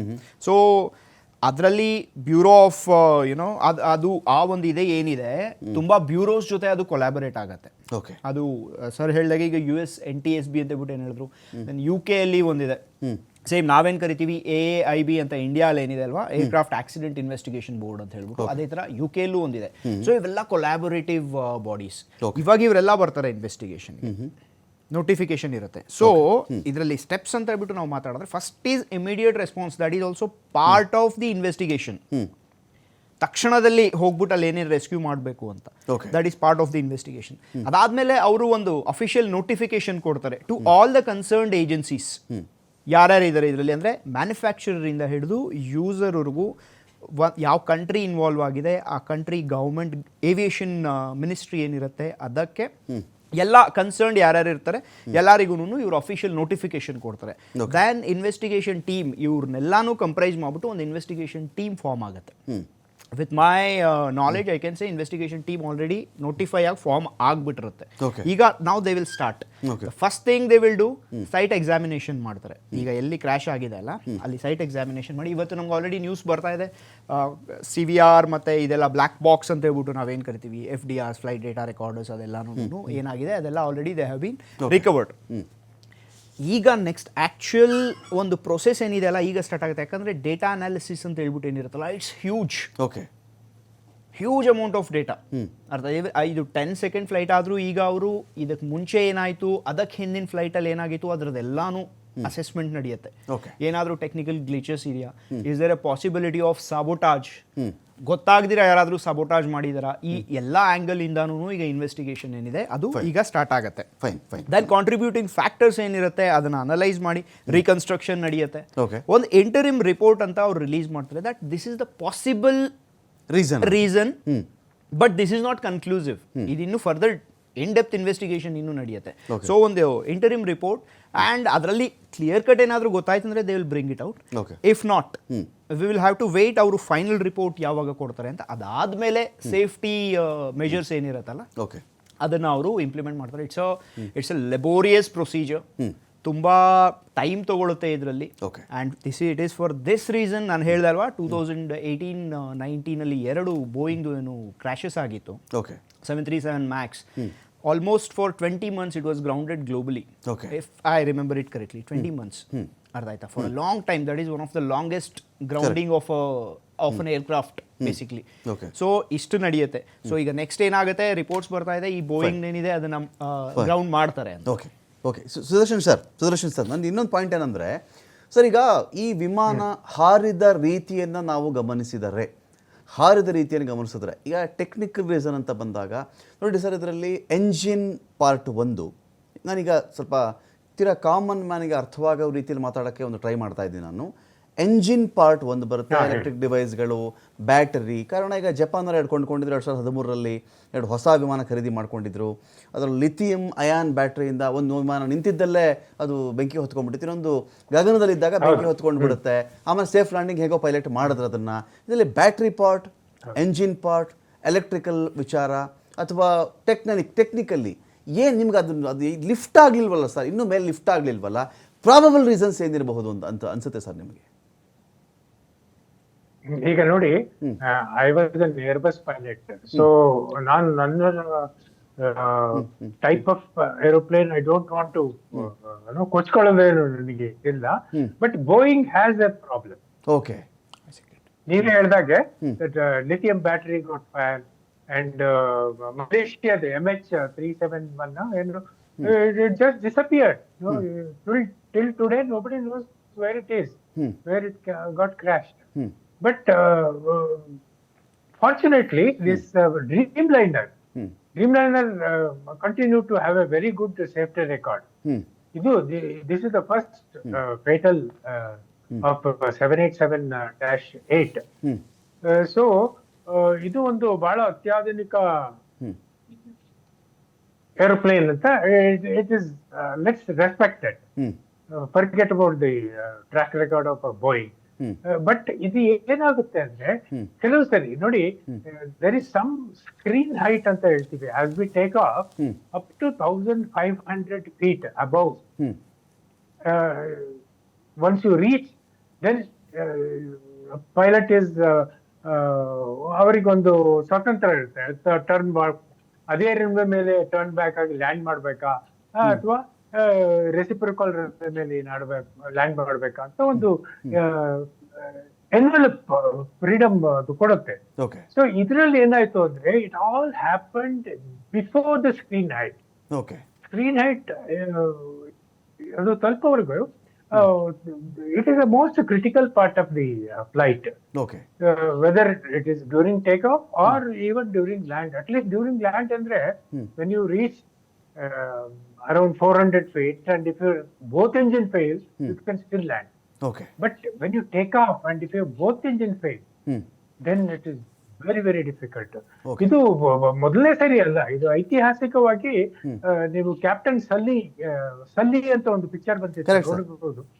Based on the real life incident. ಅಂತೂ same thing. He ran into flock of birds. Both engine failed simultaneously, and he was able to manage to ditch on a Hudson River.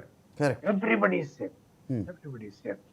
That is one of the record. But here, Ahmedabad, the runway, airport, the center of the city. Okay. All around. I told you, one side it is slum, other side is high-rise building. What will the pilot do if the thrust is lost? Okay. Thrust is lost for what reason? We don't know. Okay. Let us ಈಗ guess work ಮಾಡೋದು ಬೇಡ. ಯಾಕಂದ್ರೆ ನೋಡಿ, ಈಗ ಗತಿಸಿ ಹೋಗಿರೋರ್ಗೆ, ಆಮೇಲೆ ಅಮಾಯಕರು hostel ಕುತ್ಕೊಂಡು ಊಟ ಮಾಡ್ತಿರೋರು, ಅವರು ಗತಿಸಿ ಹೋಗಿರೋರಿಗೆ, ಅವರ ಕುಟುಂಬದವರಿಗೆ ಸತ್ಯ ಹೇಳ್ಬೇಕು ಏನಾಯ್ತು ಅಂತ. They deserve to know the truth. Okay. We should not guess and ನಂದೇ ಒಂದು ಥಿಯರಿ ನಾನು ಹೇಳ್ತಿದ್ದೀನಿ because I am an airline pilot with 12,000 hours of flight. ಇದು ತಪ್ಪು. That's why I don't want to say anything. Okay, fine sir, fine. ನಾನು ಮತ್ತೆ ಮಾತಾಡ್ತೀನಿ ನಿಮ್ಮನ್ನು. ಇದೀಗ ವಾಸುದೇವ್ ಸರ್ ನಾನು ಮಾತಾಡ್ಸ್ಬಿಡ್ತೀನಿ. ವಾಸುದೇವ್ ಸರ್, ಬೋಯಿಂಗ್ 787-8 ಡ್ರೀಮ್ಲೈನರ್ ವಿಮಾನ ಇದು. ಈ ಒಂದು ವಿಮಾನ ನಾವು ಚೆಕ್ ಮಾಡಿಕೊಂಡಾಗ ವೈಡ್ ಬಾಡಿ ಪ್ಯಾಸೆಂಜರ್ ವಿಮಾನ ಇದು. ಜೊತೆಗೆ ಇಂಧನ ದಕ್ಷತೆಗೆ ಹೆಸರಾಗಿದ್ದಂಥ ವಿಮಾನ, ಆರಾಮದಾಯಕ ವಿಮಾನ ಅಂಥೇಳಿ. ಈ ವಿಮಾನ ಒಂದು ಹಂತಕ್ಕೆ ಯಾವ ರನ್ವೇಯನ್ನು ಎಷ್ಟು ದೂರ ಬಳಸಿಕೊಂಡು ಜಿಗಿಯಬೇಕಿತ್ತೋ ಅಷ್ಟೂ ದೂರ ಬಳಸಿಕೊಂಡು ಜಿಗಿದಿದೆ ಅಂಥೇಳಿ ತಮ್ಮ ಅನುಭವದಲ್ಲಿ ಹೇಳಬಹುದಾ ಸರ್? ಅಷ್ಟು ಇದರಲ್ಲಿ ರನ್ವೇ ಯೂಸೇಜ್ ವಿಚಾರದಲ್ಲಿ ಏನೂ ಸಮಸ್ಯೆ ಆಗಿಲ್ಲ, ಅದರದ್ದು ಎಲ್ಲೂ ಕೂಡ ಸಮಸ್ಯೆ ಆಗಿ ತಮಗೆ ಅನ್ನಿಸ್ತಾ ಇದೆಯಾ ಅಂತ? ನಾನು ಅಹಮದಾಬಾದ್ ಏರ್ಪೋರ್ಟ್ ನಲ್ಲಿ ಕೆಲಸ ಮಾಡಿದ್ರಿಂದ ನಾನು ಹೇಳ್ತೀನಿ, ಸಾಮಾನ್ಯವಾಗಿ they use complete runway.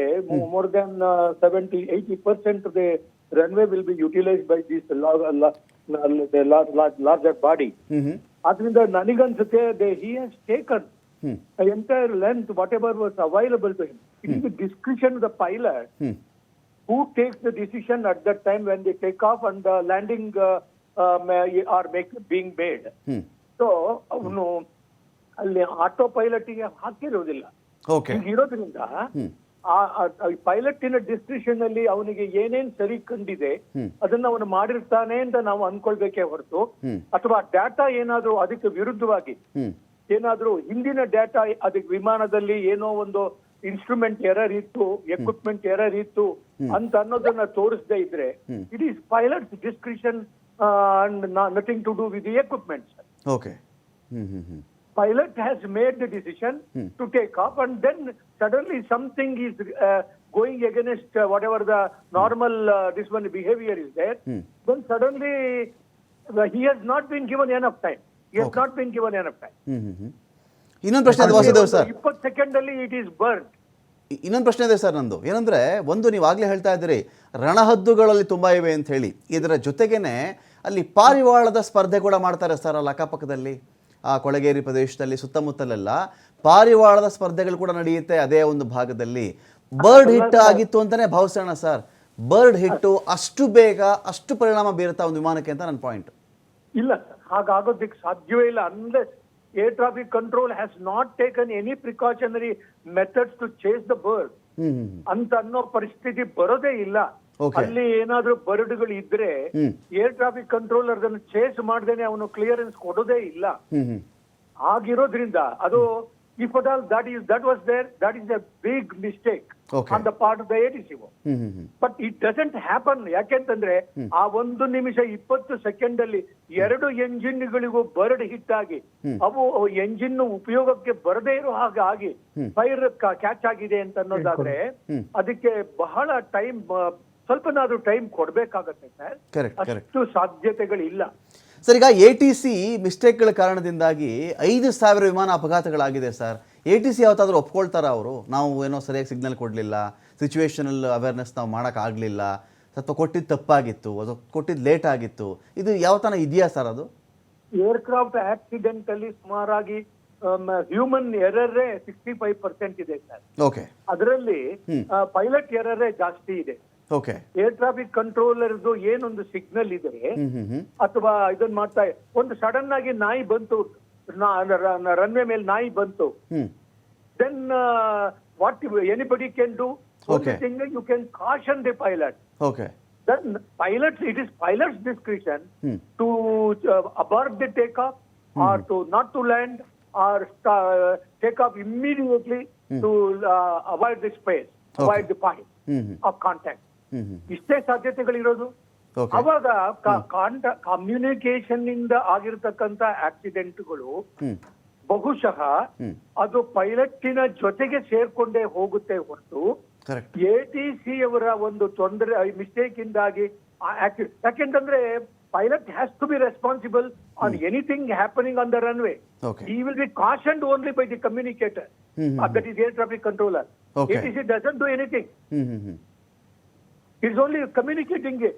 It is only the voice. Okay. Sir, you are going to, there is a dog crossing the runway. That's the only he will do. He will tell. But pilot has to take action to avoid the dog crossing or meeting the dog on the runway. These are all his responsibility, no sir. So I don't think ATC because of sir. Fine sir. ಹೇಳಿ sir complete ಮಾಡಿ.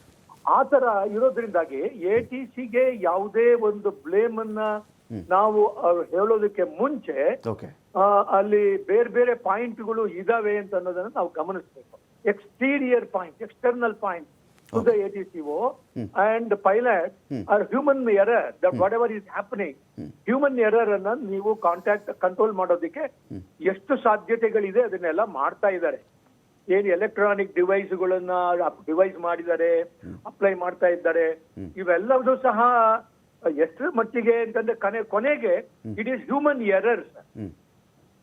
Human has to behave, he has to respond, he has to react in such a way that he can avoid the whatever is the impending destruction. Fine sir. Akhada big fight ವಿಶೇಷ ನಾನು ಮತ್ತೆ ಮುಂದುವರಿಸ್ತಾ ಇದ್ದೀನಿ. ಇದೀಗ ನಮ್ಮನ್ನು Farooq join ಆಗ್ತಾ ಇದ್ದಾರೆ. ಬರೀ ಫಾರೂಕ್ ಅಂದರೆ ನಿಮ್ಗೆ ಅರ್ಥ ಆಗಲ್ಲ. 2010 ಮಂಗಳೂರು ವಿಮಾನ ದುರಂತದಲ್ಲಿ ಬದುಕುಳಿದ ವ್ಯಕ್ತಿ ಫಾರೂಕ್. ಆ ಫಾರೂಕ್ ನಮ್ಮೊಂದಿಗೆ ಸಂಪರ್ಕದಲ್ಲಿದ್ದಾರೆ ಇದೀಗ. ಫಾರೂಕ್ ಅವರೇ ನಮಸ್ಕಾರ. ಫೈನ್ ನಾನು ಮತ್ತೆ ಅವ್ರನ್ನ ಸಂಪರ್ಕ ಮಾಡ್ತಕ್ಕಂಥ ಪ್ರಯತ್ನ ನಾನು ಮಾಡ್ತೀನಿ. ಈ ಫಾರೂಕ್ ಆಗಲಿ ಅಥವಾ ನಿನ್ನೆ ಘಟನೆಯಲ್ಲಿ ರಮೇಶ್ ಆಗಲಿ, ಸುನಿಲ್, ರಮೇಶ್ ಅವ್ರು ಮಾತಾಡ್ತಾ ಇದ್ರು, ಅವ್ರನ್ನ ಯಾರೋ ಮಾತಾಡಿಸ್ತಾ ಇದ್ರು, ನೀವು ಹೆಂಗೆ ಬದುಕುಳಿದ್ರಿ, ಏನಾಯಿತು ಅಂತ. ಎಲ್ಲರೂ ಅಂದ್ಕೊಂಡಿದ್ರಿ ಏನಂದರೆ ವಿಮಾನ ಬೀಳಬೇಕಾದ್ರೆ ಇವರೇನೋ ಎಕ್ಸಿಟ್ ಡೋರನ್ನು ಓಪನ್ ಮಾಡಿಬಿಟ್ಟು ಆಚೆ ಜಂಪ್ ಮಾಡಿಬಿಟ್ಟಿದ್ದಾರೆ ಅಂತ. ಬಟ್ ಆ್ಯಕ್ಚುಲಿ ವಿಮಾನ ಬಿದ್ದು ಹೋಗಿದೆ. ಅದು ಬಿದ್ದು ಹೋದ ಮೇಲೆ ಇವರು ಕೂತಿದ್ದಂಥ ವಿಮಾನದ ಪಾರ್ಟ್ ಇತ್ತಲ್ಲ, ಅದು ಸ್ವಲ್ಪ ಕೆಳಗಡೆ ಫ್ಲೋರಲ್ಲಿ ಬಂದಿದೆ. ಅದು ಆಗೇನಾಗಿದೆ, ಅಲ್ಲಿಂದ ಇವ್ರು ಒಂದು ಕಡೆ ನೋಡಿದಾಗ, ಒಂದು ವಿಂಡೋ ಸೈಡ್ ನೋಡಿದಾಗ ಗೋಡೆ, ಇನ್ನೊಂದು ವಿಂಡೋ ಸೈಡು ಸ್ವಲ್ಪ ಜಾಗ ಇತ್ತು. ಆ ಜಾಗ ನೋಡಿದ್ರು. ಆ ಟೈಮ್ಗೆ ಇನ್ನು 20 ಸೆಕೆಂಡ್ ಅವರು ಲೇಟ್ ಆಗಿದ್ದಿದ್ರು ಏನು ಬೇಕಾದ್ರೂ ಆಗಬಹುದಾಗಿತ್ತು. ಅಲ್ಲಿ ಎಡಗೈ ಆಗಲೇ ಸುಡಕ್ಕೆ ಶುರುವಾಗಿತ್ತಂತೆ. ಜಿಗಿದ್ಬಿಟ್ರು ಅವರು. ಎಲ್ಲಿ ಜಿಗಿತಾ ಇದ್ದೀನಿ, ಎಲ್ಲಿ ಬೀಳ್ತಾ ಇದ್ದೀನಿ ಏನೂ ಗೊತ್ತಿಲ್ಲ. ಸೊ ಹಾಗಾಗಿ ಇಂಥ ಒಂದು ನೋಡಿ, ರಮೇಶ್ ಅದನ್ನೇ ಹೇಳ್ತಾ ಇದ್ರು, ನಾನು ಆ ಥರ ಜಿಗಿದ್ಬಿಟ್ಟು ಪಾರಾದೆ ಅಂತ ಹೇಳಿ. ಈ ಮಂಗಳೂರಿನ ವಿಮಾನ ದುರಂತಕ್ಕೂ ಮಂಗಳೂರಲ್ಲಿ ಓವರ್ ಶೂಟ್ ಆಗಿದ್ದು. ಇದು ಟೇಬಲ್ ಟಾಪ್ ಏರ್ಪೋರ್ಟ್, ಅದು ಒಂದಿಷ್ಟೇ ಅಂತ ಅಂತರ ಇರುತ್ತೆ. ಅಷ್ಟಲ್ಲೇ ಇಳಿಬೇಕು, ಅಷ್ಟಲ್ಲೇ ಅದು ಅದರ ವೇಗ ಪೂರ್ತಿ ತಗ್ಗಿಸಿ ನಿಲ್ಲಬೇಕದು. ಬಟ್ ಇದು ಕಲ್ ಥರ ಬಿದ್ದೋಯ್ತಿತ್ತು. ಟೇಕ್ ಆಫ್ ಆದ ಕೆಲವೇ ಕಲ್ ಥರ ಬಿದ್ದು ಹೋಯಿತು. ಇಲ್ಲಿ ಪಾಯಿಂಟ್ ಏನಂತ ಹೇಳಿದ್ರೆ, ಇಂಥ ಒಂದು ವಿಮಾನಗಳಿಗೆ ಸಂಬಂಧಪಟ್ಟಂತೆ ನಾವು ಮಾತಾಡೋದಾದರೆ ನೋಡಿ, ಜಾಬ್ ಬಾರ್ನೆಟ್ ಅಂತ ಹೇಳಿ 2024ರಲ್ಲೇ ಡ್ರೀಮ್ ಲೈನರ್ ಸುರಕ್ಷತೆಗೆ ಸಂಬಂಧಪಟ್ಟಂತೆ ಕ್ವಶನ್ ರೈಸ್ ಮಾಡ್ತಾನೆ ಮನುಷ್ಯ. ರೈಸ್ ಮಾಡಿದ 2 ತಿಂಗಳಲ್ಲಿ ಆ ಮನುಷ್ಯ ಸತ್ತೋಗ್ಬಿಡ್ತಾನೆ. ಅಟ್ ದ ಸೇಮ್ ಟೈಮ್ ಇನ್ನೊಂದು ಕಡೆ ನಾವು ಚೆಕ್ ಮಾಡಿಕೊಂಡಾಗ ಇನ್ನೊಬ್ಬರು ವಿಷಲ್ ಬ್ಲೋವರ್ ಇಂಜಿನಿಯರ್ ಕೂಡ ಇದ್ದರು. ಅವರು ಕೂಡ ಒಂದು ಕಡೆ ಹೇಳ್ತಾರೆ, ಈ ವಿಮಾನಕ್ಕೆ ಸಂಬಂಧಪಟ್ಟಂತೆ ಇದರಲ್ಲಿ ಕಾರ್ಬನ್ ಫೈಬರ್ ಭಾಗ ಸರಿಯಾಗಿ ಜೋಡಿಸಿರಲಿಲ್ಲ. 2020-2022ರಲ್ಲಿ ಅವತ್ತಿಗೆ ಈ ಒಂದು ಇಶ್ಯೂ ರೈಸ್ ಆಗಿತ್ತು. ಮತ್ತು ಇನ್ನೊಂದು ಕಡೆ ಫ್ಯೂಸ್ ಲೇಸ್ ತುಣುಕು ಬೇರೆ ಬೇರೆ ಕಂಪ್ನಿಗಳು ತಯಾರು ಮಾಡ್ತವೆ. ಸ್ಟಾಮ್ ಸಲೇಹ್ ಅಂತೇಳಿ ಈ ಮನುಷ್ಯ ಕೂಡ 2024 ಏಪ್ರಿಲಲ್ಲಿ ಆರೋಪವನ್ನು ಮಾಡಿದರು. ಬಿಡಿ ಭಾಗ ಸರಿಯಾಗಿ ಜೋಡಿಸಿರಲ್ಲ ಅಂತ. ಕಂಪನಿ ಮೊದಲು ಒಪ್ಕೊಳ್ಳುತ್ತೆ, ಎಸ್ ಅನ್ನತ್ತೆ, ಆದರೆ ಇದು ತುಂಬ ಏನು ತೊಂದರೆ ಆಗಿರ್ತಕ್ಕಂಥ ವಿಚಾರ ಅಲ್ಲ ಅಂತೇಳಿ ಅಲ್ಲಿಗಳಿದಿರುತ್ತೆ.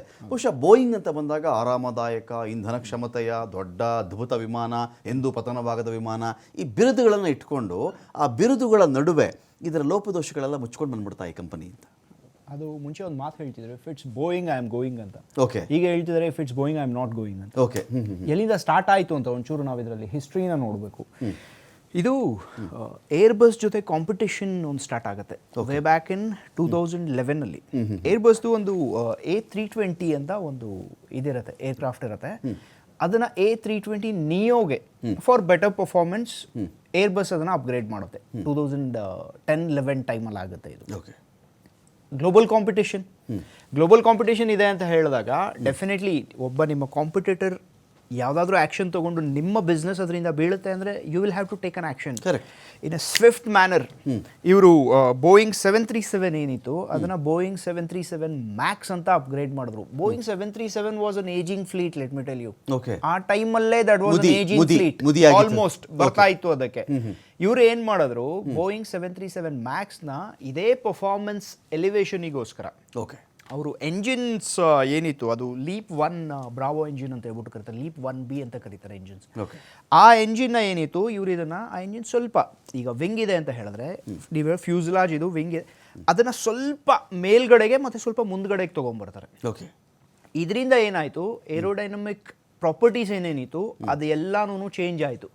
ಪಿಚ್ ಅಪ್ ಟೆಂಡೆನ್ಸಿ ಅಂತ ಹೇಳ್ಬಿಟ್ಟು ಬಂದ್ಬಿಡ್ತು. ಅಂದರೆ without pilots effort aircraft pitch up ಆಗಕ್ಕೆ ಸ್ಟಾರ್ಟ್ ಆಯಿತು. ಇದ್ರ ಬಗ್ಗೆ ತುಂಬ pilots complaint, because that's a serious safety issue. Okay. ಬೋಯಿಂಗಲ್ಲಿ ಕಂಪ್ಲೇಂಟ್ ಮಾಡ್ತಾರೆ. ಅದನ್ನು ಸಿಸ್ಟಮ್ಯಾಟಿಕಲಿ ಅದನ್ನು ಕಡಿಮೆ ಮಾಡಬೇಕು ಅಂತ ಹೇಳ್ಬಿಟ್ಟು ಒಂದು MCAS ಅಂತ ಒಂದು ಸಿಸ್ಟಮ್ ಇದನ್ನು ಬೋಯಿಂಗ್ ಏನು ಮಾಡುತ್ತೆ, ಓಕೆ, ಇಂಪ್ಲಿಮೆಂಟ್ ಮಾಡುತ್ತೆ. ಅಂದರೆ ಅದು ಏನು ಹೇಳ್ತಾರೆ, ಮನ್ಯೂವರಬಿಲಿಟಿ ಕ್ಯಾರೆಕ್ಟರಿಸ್ಟಿಕ್ ಆಗ್ಯುಮೆಂಟೇಷನ್ ಸಿಸ್ಟಮ್ ಅಂತ ಹೇಳ್ಬಿಟ್ಟು ಅದನ್ನು ಕರೀತಾರೆ, MCAS ಅಂತ ಹೇಳ್ಬಿಟ್ಟು. 2018-19 2 ಕ್ರ್ಯಾಶ್ ಏನಾಯ್ತಲ್ಲ ಅದಕ್ಕೆ ಕಾರಣ ಇದೆ MCAS. ಓಕೆ. ಅದರಿಂದ 2 ಏರ್ಕ್ರಾಫ್ಟ್ ಕ್ರ್ಯಾಶ್ ಆಯಿತು. ಸೊ ಆ ಕ್ರ್ಯಾಶಿಂದ ಏನಾಯಿತು, ಅವರ ಕ್ರೆಡಿಬಿಲಿಟಿ ಪೂರ್ತಿಯಾಗಿ ಬೋಯಿಂಗ್ದು ಏನಾಯಿತು ಹೋಯಿತು. ಇವತ್ತಿನವರೆಗೂ ಇದೇನಿತ್ತು, ಈ 787 ಇವತ್ತಿನವರೆಗೂ ಕ್ರ್ಯಾಶ್ ಆಗಿರಲಿಲ್ಲ. This is the first crash. ಮುಂದೆ ಏನು ಬರುತ್ತೆ ಅಂತ ಹೇಳ್ಬಿಟ್ಟು ನಾವು ಅದನ್ನು ವೆಯ್ಟ್ ಮಾಡಬೇಕು, ಅದು ಇನ್ವೆಸ್ಟಿಗೇಷನಲ್ಲಿ ಅದು ಆಚೆ ಬರುತ್ತೆ. But having said all of this, whistle blowers ಯಾರು ಇರ್ತಾರಲ್ಲ ಅವರ ಮೋಸ್ಟ್ ಆಫ್ ದೆಮ್ ಅವರ ಅಂತ್ಯಗಳು ಇದೇ ರೀತಿ ಆಗುತ್ತೆ. ನೀವು ಪ್ರಪಂಚದಲ್ಲಿ ಎಲ್ಲಾದರೂ ನೋಡಿ, ಯಾರು ಹೇಳಿದ್ರು ಅವನು ಬದುಕಲ್ಲ, ಬದುಕಲ್ಲ. Lobbies. Okay. These are all lobbies. ಈ ಮನುಷ್ಯ ಹೇಳಿದ 2 ತಿಂಗಳಿಗೆ ಬದುಕಿರಲ್ಲ ಅವನು. US ಸೆನೆಟ್ ಅಲ್ಲಿ ಟೆಸ್ಟಿಫಿಕೇಶನ್ ಹಿ ಇಸ್ ಟೆಸ್ಟಿಫೈಡ್. US ಸೆನೆಟ್ ಅಲ್ಲಿ ತಪ್ಪಿದೆ ವಿಮಾನದಲ್ಲಿ ಪ್ರಾಬ್ಲಮ್ ಇದೆ ಇದರಲ್ಲಿ ಅಂತ ಹೇಳಿದ್ರೆ ಮುಗಿದ ಕತೆ. He is a quality engineer. Okay. George ಅಂತ ನೀವು ಹೇಳಿದ್ರಲ್ಲ, he is a quality engineer. And ನಾನು ಆಸ್ ಅನ್ ಏರೋನಾಟಿಕಲ್ ಇಂಜಿನಿಯರ್ ನಾನು ಹೇಳ್ತಾ ಇದ್ದೀನಿ, you have to take them seriously. Okay. ನಿಮ್ಮ ಹತ್ರ ಏನೇ ಇರ್ಬೋದು, you can have the best of the designs, but ನೀವು ಪ್ರೊಡ್ಯೂಸ್ ಮಾಡ್ತೀರಾ ಅಲ್ವಾ, ಪ್ರೊಡ್ಯೂಸ್ ಮಾಡಿದಾಗ ಕ್ವಾಲಿಟಿ ಚೆಕ್ಸ್ ಇರುತ್ತಲ್ಲ, one of the most important aspects for an aircraft in particular is the quality aspect. Sudarshan sir, ಒಂದು ಪಾಯಿಂಟ್ ಇದೆ ಸರ್ ನಂದು. ಸುಮಾರು 12,000 ಗಂಟೆಗಳ ಹಾರಾಟದ ಅನುಭವ ಇರತಕ್ಕಂಥ ನಿಮ್ಮನ್ನ ನಾನು ಈ ಪ್ರಶ್ನೆ ಕೇಳಬೇಕು. ಪೈಲಟ್ ಅಂತ ಬಂದಾಗ ಸರ್, ಅವನು ಪೈಲಟ್, ಅವನು ವಿಮಾನವನ್ನು ಚಲಾಯಿಸುವವನು ಅಷ್ಟೇ. ಅವನು ವಿಮಾನದ ಎಲ್ಲ ಪಾರ್ಟ್ಗಳು ರಿಪೇರಿ ಮಾಡಬಲ್ಲ, ಅದೆಲ್ಲ ಚೆನ್ನಾಗಿದೆ ಅಂಥೇಳಿ ಅವನಿಗೆ ಆ ಕ್ಷಣಕ್ಕೆ ಗೊತ್ತಾಗಬಲ್ಲಕ್ಕೆ ಅವನೇನು ಮೆಕ್ಯಾನಿಕ್ ಆಗಿರಲ್ಲ ಅವನು.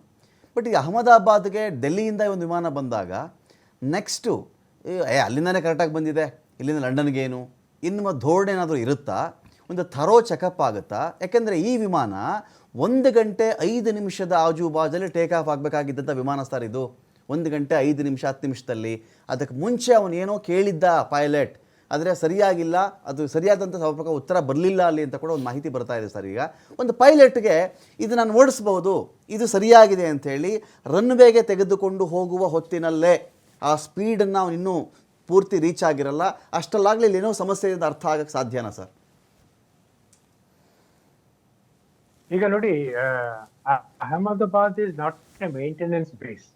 ಅಂದ್ರೆ they will just do TRS ಅಂದ್ರೆ ಟರ್ನ್ ಅರೌಂಡ್ ಸರ್ವಿಸ್. ಅಂದ್ರೆ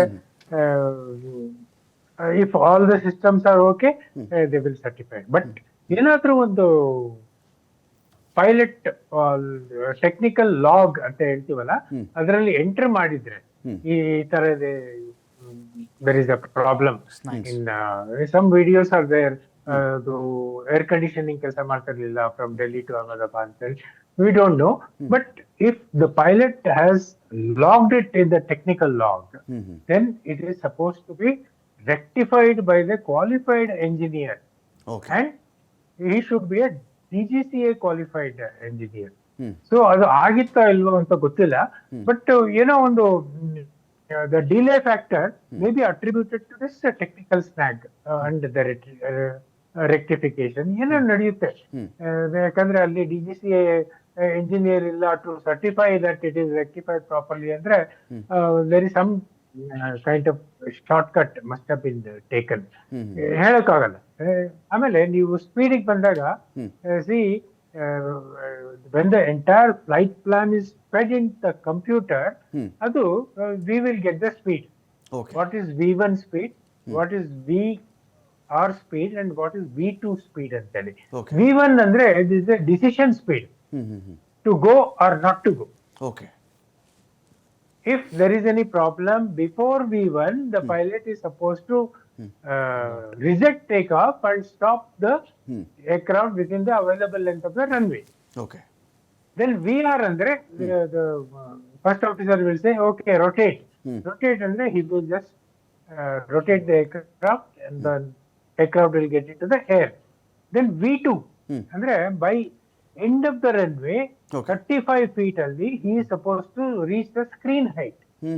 ಆ ಸ್ಕ್ರೀನ್ ಹೈಟ್ ಅಲ್ಲಿ the aircraft is supposed to attain V2 speed. V2 ಅಂದ್ರೆ ಟೇಕ್ ಔಟ್ ಸೇಫ್ಟಿ ಸ್ಪೀಡ್. ಅಂದ್ರೆ now the controls are effective. If you want to turn or if you want to climb, V2 speed ಅಂತ ಹೇಳಿ. So when then 400 feet ವರೆಗೂ ಅವರು climb ಮಾಡಿದಾಗ that is what is also called screen height. Then thereafter it is safe even if there is. ನನಗೆ ಏನೋ ಒಂದು ನಿನ್ನೆಯಿಂದ ಗೊಂದಲ ನಡೀತಿರೋದು ಅಂದ್ರೆ ನೋಡಿ, there is a PM and there is a PM, pilot flying and pilot monitoring. Not necessarily the captain always flies. Okay. It is the co-pilot also flies and the captain becomes a pilot monitoring. Okay. So pilot flying is always controlling the aircraft and looking out for birds. Okay. Pilot monitoring is his head is inside, I mean eyes are inside, and he will follow the captain's order. Okay. So immediately after takeoff, the pilot monitoring will call out positive rate ಅಥವಾ positive climb. ನಾವು Airbus ಅಲ್ಲಿ positive climb ಅಂತ ಹೇಳ್ತೀವಿ. Positive climb ಅಂದ್ರೆ vertical speed indicator ಅಲ್ಲಿ it shows positive climb about 1000 feet or so. Then the pilot flying will say gear up. Okay. Gear up ಅಂದ್ರೆ undercarriage wheels. It happens within 60 to 80 feet. Okay. I've seen this aeroplane flying with gear down at 400 feet. So ನಿಮಿಷಕ್ಕೆ 675 ಅಡಿ ವೇಗದಲ್ಲಿ ಕೆಳಗಡೆ ಬರ್ತಾ ಇತ್ತಾ ವಿಮಾನ ಅಂತ. there is a problem in configuration. ಯಾಕಂದ್ರೆ the wheels are supposed to go up okay. first, then the flaps will go up later when the speed builds up. ಇದರಲ್ಲಿ we have seen flaps are gone up and the wheels are down. Okay. I mean, this is my individual perception. I don't want to comment on the first officers or the pilot monitoring's performance or efficiency. Okay. But this has been troubling me for last 24 hours. Mangaluru ವಿಮಾನ ದುರಂತದಲ್ಲಿ ಬದುಕುಳಿದಂಥ ಪ್ರಯಾಣಿಕ ಫಾರೂಕ್ ನಮ್ಮೊಂದಿಗೆ ಸಂಪರ್ಕದಲ್ಲಿದ್ದಾರೆ. ಫಾರೂಕ್ ಅವರೇ ನಮಸ್ಕಾರ. ನಮಸ್ತೆ sir. Mangaluru ವಿಮಾನ ದುರಂತ ಬಹುಶಃ ಕರ್ನಾಟಕ ಯಾವತ್ತಿಗೂ ಆ ದುರಂತವನ್ನು ಮರೆಯೋಕ್ಕಾಗಲ್ಲ. ಆ ದುರಂತದಲ್ಲಿ ಓವರ್ ಶೂಟ್ ಆಗಿಬಿಟ್ಟಿತ್ತು ಮಂಗಳೂರಿನ ಟೇಬಲ್ ಟಾಪ್ ಏರ್ಪೋರ್ಟ್ನಲ್ಲಿ. ಅಂದರೆ ಎಲ್ಲಿ ವಿಮಾನ ಇಳಿಯಬೇಕಿತ್ತೋ, ಯಾವ ಜಾಗದಲ್ಲಿ ನಿಗದಿಯಾದ ಸ್ಥಳದಲ್ಲಿ ಇಳಿಯಬೇಕಾಗಿತ್ತೋ ಅಲ್ಲಿಂದ ಕೆಲವೊಂದಷ್ಟು ಮೀಟರ್ಗಳ ದೂರದಲ್ಲಿ ಅದು ಪಿಚ್ ಆಗಿತ್ತು. ಹಾಗಾಗಿ ಅಲ್ಲಿ ಟೇಬಲ್ ಟಾಪ್ ಅಂದರೆ ನಿಮಗೆ ತುಂಬ ವಿಶಾಲವಾದಂಥ ರನ್ವೇ ಇರಲ್ಲ. ಅಲ್ಲಿ ಒಂದು ನಿಗದಿತ ಸ್ಥಳ ಇರುತ್ತೆ, ವಿಮಾನ ಇಳಿಯೋಕ್ಕೆ ಎಷ್ಟು ಬೇಕೋ ಅಷ್ಟೇ. ಸ್ವಲ್ಪ ಲೆಕ್ಕಾಚಾರ ಆ ಕಡೆ ಈ ಕಡೆ ಆದರೂ ಕೂಡ ಅದು ಜಾರು ಬಿಡುತ್ತೆ ಅಂಥೇಳಿ ಮೇಲಿಂದ ಜಾರು ಬಿಟ್ಟಿತ್ತು. ಈಗ ನಿನ್ನೆ ರಮೇಶ್ ಅನ್ನೋರು ಬದುಕುಳಿದ್ರು. ಉಮರ್ ಫಾರೂಕ್, ಇವತ್ತು ನೀವು 2010ರಲ್ಲೇ ಬದುಕುಳಿದಂಥವರು ನಮ್ಮೊಂದಿಗೆ ಇವತ್ತಿಗೆ ಮಾತಾಡ್ತಾ ಇದ್ದೀರಿ. ರಮೇಶರ ಮತ್ತು ನಿಮ್ಮ ಒಂದು ಹಣೆ ಬರಹವನ್ನು ನೀವು ನಂಬಿಕೊಂಡಂಥ ದೇವರುಗಳು ಪೆನ್ನಲ್ಲ ಯಾವುದೋ ಮಾರ್ಕರಲ್ಲಿ ಬರೆದಿರಬೇಕು ಅಂತ, ಯಾವುದೋ ಬಲವಾದ ಮಾರ್ಕರಲ್ಲಿ ಬರೆದ್ಬಿಟ್ಟಿದ್ದಾರೆ ಅಂತ ಹೇಳಿ. ಆ ಅನುಭವ ಹೇಗಿತ್ತು ಅಂತ ಹೇಳಿ, ಹೇಗೆ 100% ಸತ್ಯ. ಹೇಗೆ ಬದುಕು ಬಂದ್ರಿ ನೀವು ಹೊತ್ತಿಗೆ ಅಂತ? ಸರ್ ನಾವು ಬದುಕುವಂತ ಕನಸು ಕಂಡಿರ್ಲಿಲ್ಲ. ಆ ಸಮಯದಲ್ಲಿ ನಾವು ಪ್ರಾಣ ಹೋಗುವಂತ ಭಯದಲ್ಲಿ ಇದ್ದೀವಿ. ಹ್ಮ್ ಅಚಾನಕ್ ಆಗಿ ನಮ್ಗೆ ಆ ಧೈರ್ಯ ಎಲ್ಲಿಂದ ಬಂತು? ಆ ದೇವರೇ ನಮ್ಗೆ ಅದು ಕರುಣಿಸಿರುವಂತದ್ದು. ಹ್ಮ್ ಸೊ ನಾವು ಆ ಸಮಯದಲ್ಲಿ ಹ್ಮ್ ರನ್ವೇಗೆ ಬಂದು ವಿಮಾನ ಬಡಿಯದ ಸಮಯದಲ್ಲಿ ಹ್ಮ್ ನಾವು ಕುತ್ಕೊಂಡಿರುವಂತಹ ಸೀಟಿಯಿಂದ ಹ್ಮ್ ನಮ್ಮ ಮುಖ ಎದುರುಗಡೆ ಇರುವಂತಹ ಸೀಟಿಗೆ ಬಡಿಯಿತು. ನಾವು ಸೀಟ್ ಬೆಲ್ಟ್ ಹಾಕಿದ್ರು ಓಕೆ ನಮ್ಮ ಮುಖ ಬಡಿಯಿತು. ಹ್ಮ್ ಆ ಸಮಯದಲ್ಲಿ ನಮ್ಗೆ ರಿಯಲೈಸ್ ಆಯ್ತು ಅಂದ್ರೆ ಹ್ಮ್ ಇದೇನೋ ಅಪಘಾತ ಆಗಿದೆ ಅಂತ ಹೇಳಿ ನಾವು ಜೀವಕ್ಕೋಸ್ಕರ ಪ್ರಾರ್ಥನೆ ಮಾಡ್ತಾ ಇದ್ವಿ. ಹ್ಮ್ ಸೊ ಸಡನ್ ಆಗಿ ನಮ್ಗೆ ನಮ್ಮ ಬಲಭಾಗದಲ್ಲಿ ಹ್ಮ್ ಅಲ್ಲ ಎಡಭಾಗದಲ್ಲಿ ಒಂದು ಹೊರಗಡೆಯಿಂದ ಬಿಸಿ ಗಾಳಿ ಬಂತು. ಓಕೆ ಈ ಗಾಳಿಯಲ್ಲಿ ನಾವು ನೋಡುವಾಗ ಹೊರಗಡೆಯ ದೃಶ್ಯ ಕಾಣ್ತಾ ಇತ್ತು. ಹ್ಮ್ ಸೊ ಆ ದೃಶ್ಯದಿಂದ ನಾವು ಅಲ್ಲಿಂದ ಬಿಸಿ ಗಾಳಿನೂ ಬರ್ತಾ ಇತ್ತು, ಬೆಂಕಿ ಕಿಡಿನೂ ಬರ್ತಾ ಇತ್ತು. ಓಕೆ ಸೊ ನಾವು ಜೀವ ಕಾಪಾಡಕ್ಕೋಸ್ಕರ ಆ ಚಿಕ್ಕ ಒಂದು ಗ್ಯಾಪ್ ಇತ್ತು, ಹೋಲ್ ಇತ್ತು, ಅಲ್ಲಿಂದ ನಾವು ಹೊರಗಡೆ ಜಂಪ್ ಮಾಡಿದ್ವಿ. ಹ್ಮ್ ಹ್ಮ್ ಹ್ಮ್ ಅಂದರೆ ನಾನು ಕೇಳೋದು ಅದ್ರದ್ದು ಬಿದ್ದ ತಕ್ಷಣವೇ ಅದು ಲ್ಯಾಂಡ್ ಆಯಿತು. ನೀವು ಹೇಳಿದ್ರೆ ಆ ವಿಮಾನ ಬಿತ್ತು ಅಂತ ಹೇಳ್ತಾ ಇದ್ದೀರಿ, ವಿಮಾನ ಲ್ಯಾಂಡ್ ಆಗಿದ್ದ, ಅದು ವಿಮಾನ ಬಿದ್ದಿದ್ದ ಅಂತ? ಅಲ್ಲ, ವಿಮಾನ ಲ್ಯಾಂಡ್ ಅಂದ್ರೆ ನೋಡಿ, ನಾವು ಬೆಳಿಗ್ಗೆ 6 ಗಂಟೆಗೆ ಮಂಗಳೂರು ಏರ್ಪೋರ್ಟ್ ಅಲ್ಲಿ ರೀಚ್ ಆಗ್ಬೇಕಿತ್ತು. ಏನು ತಾಂತ್ರಿಕ ದೋಷ ಆಗ್ಲಿ ಏನು ಎಂತಾನು ಮುನ್ಸೂಚನೆ ಏನು ಇರ್ಲಿಲ್ಲ. ನಾವು ಲ್ಯಾಂಡ್ ಆಗುವ 15 ನಿಮಿಷ ಮುಂಚೆ ಪೈಲಟ್ ಅವರು ಅನೌನ್ಸ್ ಮಾಡಿದ್ರು, ನಾವು ಸೇಫ್ ಆಗಿ ಮಂಗಳೂರು ತಲುಪ್ತಾ ಇದ್ದೀವಿ, ಕೆಲವೇ ಡಿಸ್ಟೆನ್ಸ್ ದೂರದಲ್ಲಿದ್ದೀವಿ, ನಾವೆಲ್ಲ ಖುಷಿಯಲ್ಲಿದ್ದೀವಿ. ಸೊ ಲ್ಯಾಂಡ್ ರನ್ವೇ ಟಚ್ ಆಗುವ ಸಮಯದಲ್ಲಿ ಜೋರಾಗಿ ಬಡಿಯಿತು ನೆಲಕ್ಕೆ, ರನ್ವೇಗೆ ಜೋರಾಗಿ ಬಡಿಯಿತು. ಅಂದ್ರೆ ನಾರ್ಮಲ್ ಸ್ಪೀಡ್ಗಿಂತ ಜಾಸ್ತಿ ಇತ್ತು ಅಲ್ಲಿ. ಬಡ್ದು ರನ್ವೇದು ಮಿಡಲ್ ಅಲ್ಲಿ ಲ್ಯಾಂಡ್ ಆಗಿರುವಂತದ್ದು. ರನ್ವೇ ಸ್ಟಾರ್ಟ್ ಪಾಯಿಂಟ್ ಗೆ ಎಲ್ಲಿ ಫ್ಲೈಟ್ ಲ್ಯಾಂಡ್ ಆಗ್ಬೇಕಿತ್ತು ಅದಕ್ಕಿಂತ ತುಂಬಾ ದೂರದಿಂದ ಮಿಡಲ್ ರನ್ವೇ ಅಲ್ಲಿ ಲ್ಯಾಂಡ್ ಆಗಿ ರನ್ವೇ ಡಿಸ್ಟೆನ್ಸ್ ಸಾಕಾಗಿಲ್ಲ ಲ್ಯಾಂಡಿಂಗ್ ಗೆ. ಪುನಃ ಅವರು ಟೇಕ್ ಆಫ್ ಮಾಡ್ಲಿಕ್ಕೆ ಪ್ರಯತ್ನ ಪಟ್ಟು ಆ ಸಮಯದಲ್ಲಿ ವಿಮಾನ ಬಡ್ದು ನಾವು ಒಳಗಡೆ ಇದ್ದವರು ನಮಗೆ ಏನು ಅನುಭವ ಆಯ್ತು, ನಾವೇನ್ ಎನ್ಸ್ಕೊಂಡ್ರಿ ಏನೋ ಟೈರ್ ಬ್ಲಾಸ್ಟ್ ಆಗಿದ್ಯಾ ಇಲ್ಲ ಬೇರೆ ಏನಾದ್ರು ಡಿಕ್ಕಿ ಆಗಿದ್ಯಾ ಅಂತ ಹೇಳಿ ನಮ್ಗೆ ಆ ಸಮಯದಲ್ಲಿ ಆ ತರ ಅನಿಸಿತು.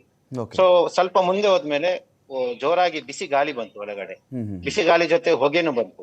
ನಾವು 2 ರೆಕ್ಕೆಗಳ ನಡುವಲ್ಲಿ ಕುತ್ಕೊಂಡಿದ್ದೀವಿ, ನಾವು 8 ಜನ ಅದರಲ್ಲಿ ಬದುಕುಳಿದ್ದೀವಿ, 8 ಜನರು ಆ ರೆಕ್ಕೆಯ ಮಧ್ಯದಲ್ಲಿ ಕೂತಿದ್ವಿ. ಸೊ ನಾವು ಏನ್ ಮಾಡಿದೀವಿ ಅಂದ್ರೆ ಆ ಬಡಿತ ರೆಕ್ಕೆ ಯಾವ್ದೋ ಒಂದು ಕಂಬಕ್ಕೋ ಇಲ್ಲ ಒಂದು ದೊಡ್ಡದಾದ ಮರಕ್ಕೂ ಬಡಿ, ನಮ್ಗೆ ಗೊತ್ತಿರ್ಲಿಲ್ಲ ಒಳಗಡೆಯಿಂದ. ಸೊ ಆ ಬಡಿತ ಜಾಗದಲ್ಲಿ ಒಂದು ಚಿಕ್ಕದು ಹೋಲ್ ಆಯ್ತು, ಆ ಹೋಲಿಂದ ಬಿಸಿ ಗಾಳಿ ಆಮೇಲೆ ಬೆಂಕಿಯ ಕಿಡಿ ಹೊರಗಡೆಯಿಂದ ಒಳಗಡೆ ಬರ್ತಾ ಇತ್ತು. ಸೊ ನಾವು ಏನ್ ಮಾಡಿದ್ವಿ ಅಂದ್ರೆ ಜೀವ ರಕ್ಷಣೆಗೋಸ್ಕರ ಆ ಬರುವಂತ ಜಾಗದಲ್ಲಿ ನಾವು ಅಲ್ಲಿಂದ ಹೋಗಿ ಹೊರಗಡೆ ಪಾರಾಗ್ಲಿಕ್ಕೆ ಶ್ರಮ ಮಾಡಿದ್ವಿ. ಸೊ ನಾನು ಅದರಲ್ಲಿ ಕೊನೆಯದಾಗಿ ಬಂದೆ, ನನಗಿಂತ ಮುಂಚೆ 7 ಜನ ಅದೇ ಹೋಲಿಂದ ಹೊರಗಡೆ ಬಂದು ಪಾರದಿವಿ. ಸೊ ನಾವೇನ್ ಎನಿಸ್ಕೊಂಡ್ವಿ ಅಂದ್ರೆ ಉಳಿದ ಸಹಪಾಣಿಕರು ಅದರಿಂದನೇ ಬಂದು ತಮ್ಮ ಜೀವ ರಕ್ಷಣೆ ಮಾಡಿರಬಹುದು ಅಂತ ಹೇಳಿ ಅನ್ನಿಸ್ಕೊಂಡಿದ್ವಿ. ನಮ್ಗೆ ನಾವು ಅಲ್ಲಿಂದ ಪಾರಾದ ಮೇಲೆ ನಮ್ಮನ್ನು ಹಾಸ್ಪಿಟಲ್ಗೆ ತಗೊಂಡು ಹೋದ್ರು. ಕೆಲವು ಗಂಟೆಗಳ ನಂತರ ನಮಗೆ ಗೊತ್ತಾಯ್ತು ಅದ್ರಲ್ಲಿ 150 ಜನ ಸಜೀವವಾಗಿ ಸತ್ತು ಹೋದ್ರು ಅಂತ ಹೇಳಿ. ಸುದರ್ಶನ್ ಸರ್, ನಾನು ನಿಮ್ಮನ್ನು ಕೇಳಲೇಬೇಕು ಈ ವಿಚಾರವನ್ನು. ಸರ್, ಆ ಸಂದರ್ಭದ ಒಂದು ವೇಗ ಮನುಷ್ಯನೊಬ್ಬನಿಗೆ ನಾನು ಇದರಿಂದ ಜಿಗಿಬೇಕು, ಯಾಕೆಂದರೆ ಒಂದು ಬೈಕಲ್ಲೋ ಕಾರಲ್ಲೋ ಟ್ರ್ಯಾಕ್ಟರ್ಲೋ ಲಾರಿಲೋ ಒಂದು ಸ್ಪೀಡಲ್ಲಿ ಹೋಗ್ತಿರ್ಬೇಕಾದ್ರೆ ಜಿಗಿಬೇಕು ಅಂದರೆ 1000 ಸಲ ಯೋಚನೆ ಮಾಡೋಂಗೆ ಆಗ್ಬಿಡುತ್ತೆ. ಇದು ಅಪಘಾತ ಆಗ್ತಿದೆ ಅಂದರೆ ಡ್ರೈವರೋ ಕ್ಲೀನರೋ ಎಕ್ಸ್ಪರ್ಟ್ ಇರೋರು ಕೆಲವರು ಇನ್ನೇನು ಹಳ್ಳಕ್ಕೆ ಬಿದ್ದೋಗ್ತಿದೆ ಲಾರಿ, ಆಕ್ಸಿಡೆಂಟ್ ಆಗೇ ಬಿಡುತ್ತೆ ಅಂದಾಗ ಜಿಗಿದು ಬದುಕಿರೋರ ಬಗ್ಗೆ ನಾನು ಕೇಳಿದ್ದೀನಿ ಸರ್. ಅಬ್ಬಬ್ಬ ಅಂದರೆ 60 ಕಿಲೋಮೀಟ್ರ 80 ಕಿಲೋಮೀಟರ್ ವೇಗದಲ್ಲಿರಬಹುದು. ಒಂದು ವಿಮಾನ ಲ್ಯಾಂಡ್ ಆಗಬೇಕಾದ್ರೆ ಆ ಟೈರ್ ಬಂದು ಬಡಿಯುತ್ತಲ್ಲ, ಹಿಂಬದಿಯ ವೀಲ್ಗಳು ಬಡಿಯುತ್ತಲ್ಲ, ಆಗ ಇದ್ದಿರಬಹುದಾದಂಥ ಸ್ಪೀಡು ಅವ್ರು ಹೇಳ್ತಾರೆ ಅಕಸ್ಮಾತ್ ಮತ್ತೆ ಅವ್ನು ಟೇಕ್ ಆಫ್ ಮಾಡೋಕ್ಕೆ ಆ ಪೈಲಟ್ ಟ್ರೈ ಮಾಡಿದ್ರು ಅವತ್ತಿನ ಒಬ್ಬ ಪೈಲಟ್ ಅಂತ ಹೇಳಿ. ಬಟ್ ಯಾರ್ಯಾರು ಬದುಕೊಳ್ಳಿಲ್ಲ, 7 ಜನ ಬಿಟ್ಟರೆ ಯಾರೂ ಬದುಕಲಿಲ್ಲ ಸರ್. ಆ ಸಂದರ್ಭ ಹೇಗಿರುತ್ತೆ ಸರ್ ಅಂತ? ನೋಡಿ ಸರ್, ಆ ಸಂದರ್ಭದಲ್ಲಿ ಒಂದು ನಿಮಿಷ ಫರಕ್ ಒಂದೇ ನಿಮಿಷ, ನಾನು ಸುದರ್ಶನ್ ಸರ್ ಕೇಳಿಬಿಡ್ತೀನಿ. ಸುದರ್ಶನ್ ಸರ್, ನಾನು ನಿಮಗೆ ಕೇಳಿದ ಪ್ರಶ್ನೆ. ಈಗ ನೋಡಿ, ಮಂಗಳೂರು ಒಂದು ಟಿಪಿಕಲ್ ರನ್ವೇ, ಯಾಕಂದ್ರೆ 2 ಗುಡ್ಡಗಳನ್ನ ಸೇರಿಸಿಕೊಂಡು ಮಧ್ಯದಲ್ಲಿ ಒಂದಿಷ್ಟು ಕಾಂಕ್ರೀಟ್ ಎಲ್ಲ ಹಾಕ್ಬಿಟ್ಟು ಟೇಬಲ್ ಟಾಪ್ ಅಂತ ಏನ್ ಹೇಳ್ತೀವಲ್ಲ, ಆಕ್ಚುಲಿ ಈಗಿರೋ runway it is a big luxury for us, because I have landed when next 0927 ಅಂತ ಹೇಳ, ಅದು ಬರೀ ಒಂದು ಗುಡ್ಡದ ಮೇಲೆ ಇತ್ತು. ಈಗಿನ ರನ್ವೇ 2 ಗುಡ್ಡಗಳನ್ನ ಸೇರಿಸಿ ಮಾಡಿರೋ ಒಂದು runway which is luxury for us. So ಈಗ ಏನಾಗುತ್ತೆ ಅಂದ್ರೆ ನೋಡಿ, ನಮ್ಮ ರೇಡಿಯೋ ಅಲ್ಟಿಮೀಟರ್ ಅಂತ ಇರುತ್ತಲ್ಲ, it will show the exact height from the ground. Okay. ಮಂಗಳೂರಲ್ಲಿ ಏನಾಗುತ್ತೆ ಅಂದ್ರೆ it is showing 400 feet below, ಅಂದ್ರೆ suddenly it will show 0. Okay. ಅಂದ್ರೆ ಇದು ಒಂಥರ it's a pilots nightmare to land in Mangalore actually. So ಕೆಲವು ಸರಿ ಏನಾಗುತ್ತೆ ಅಂದ್ರೆ it is most of the time runway 24 ಅಂದ್ರೆ ವೆಸ್ಟರ್ಲಿ ಹೆಡಿಂಗ್. ಓಕೆ. ಕೆಲವು ಸರಿ ಟೇಲ್ ವಿಂಡ್ ಇರುತ್ತೆ. ಟೇಲ್ ವಿಂಡ್ ಅಂದ್ರೆ tail wind is not good for take off and landing. Okay. ಈಗ ನೀವು ಕಾರ್ ಡ್ರೈವ್ ಮಾಡ್ತಾ ಇದ್ರೆ ನಿಮಗೆ ಹಿಂದ್ಗಡೆಯಿಂದ ಜೋರಾಗಿ ಗಾಳಿ ಬಡಿತಾ ಇದ್ರೆ you go faster, but it is reverse in aviation. Okay. If you have tailwind, you are in trouble. Okay. That's why for Airbus, tailwind is 10 knots. That's all. You can't exceed. You will have to come from other. Headwind ಅಂದ್ರೆ ನಿಮ್ ಮುಖದ ಮೇಲೆ ಬಡಿತಾ ಇರಬೇಕು ಗಾಳಿ, then you will get the ನೋಡಿ ವಿಂಗ್ಗಳ ಮೇಲೆ ಏನ್ air flow ನಡೀತಾ ಇರುತ್ತಲ್ವಾ, so at some stage they air flow between over the wing and under the wing, there is a difference. That's how the aircraft takes off. Okay. But if there is a tailwind, this pressure difference between upper wing and the lower wing delays. Okay. That is when you start floating. When Mangalore lagittu ade, it is a long float. Okay. They're supposed to touch down, but it didn't touch down. It long floated for a long time, and they never realized when they reached the edge of the runway and they fell down. Okay. So Fine. ಈ ಒಂದು aerodynamics ಏನಿದೆ ಅದನ್ನ ಅರ್ಥ ಮಾಡ್ಕೊಳ್ಳೋಕೆ ಸ್ವಲ್ಪ ಏನಾಗುತ್ತೆ ಅಂದ್ರೆ ಒಂದು ಸಿರ್ಕಾಡಿಯನ್ ಲೋ ಅಂತ ಇದೆ. Okay. What is circadian low? Circadian low is between midnight ಅಥವಾ early morning 1:30 to 2:30 or 3 o'clock, where ನೀವು ಈ KSRTC ಟಾಯ್ಲೆಟ್ ಪಕ್ಕಕ್ಕೆ ಕುತ್ಕೊಂಡಿದ್ರು ನಿಮ್ಗೆ ನಿದ್ದೆ ಬಂದ್ಬಿಡುತ್ತೆ. Okay. That is the demand of your physics. Your body demands you have to rest at this period. Okay. So most of the international flights, ಇದು ಈ ಒಂದು circadian low period ಅಲ್ಲಿ ಫ್ಲೈ ಮಾಡ್ತಾ ಇರೋದ್ರಿಂದ when they recover or when they come out of that nap, they are allowed for a nap legally. But they have to take certain precautions. Co-pilot ಹೇಳ್ಬೇಕು, cabin crew ಹೇಳ್ಬೇಕು, I am going for a nap 30 minutes ಅಂತ ಹೇಳಿ. So ಇದೆಲ್ಲ ನಡೆದಾಗ when you recover your reflexes, then you should be ready to take corrective action. So ಅದು ಬಹುಶಃ ಈ ಮಂಗಳೂರಿನ ಒಂದು ಅಪಘಾತದಲ್ಲಿ ಆಗಿರ್ಲಿಲ್ಲ ಅಂತ ನನಗನ್ಸುತ್ತೆ. ಯಾಕಂದ್ರೆ the co-pilot was continuously telling the captain, please go around andre let's go for another approach and landing. But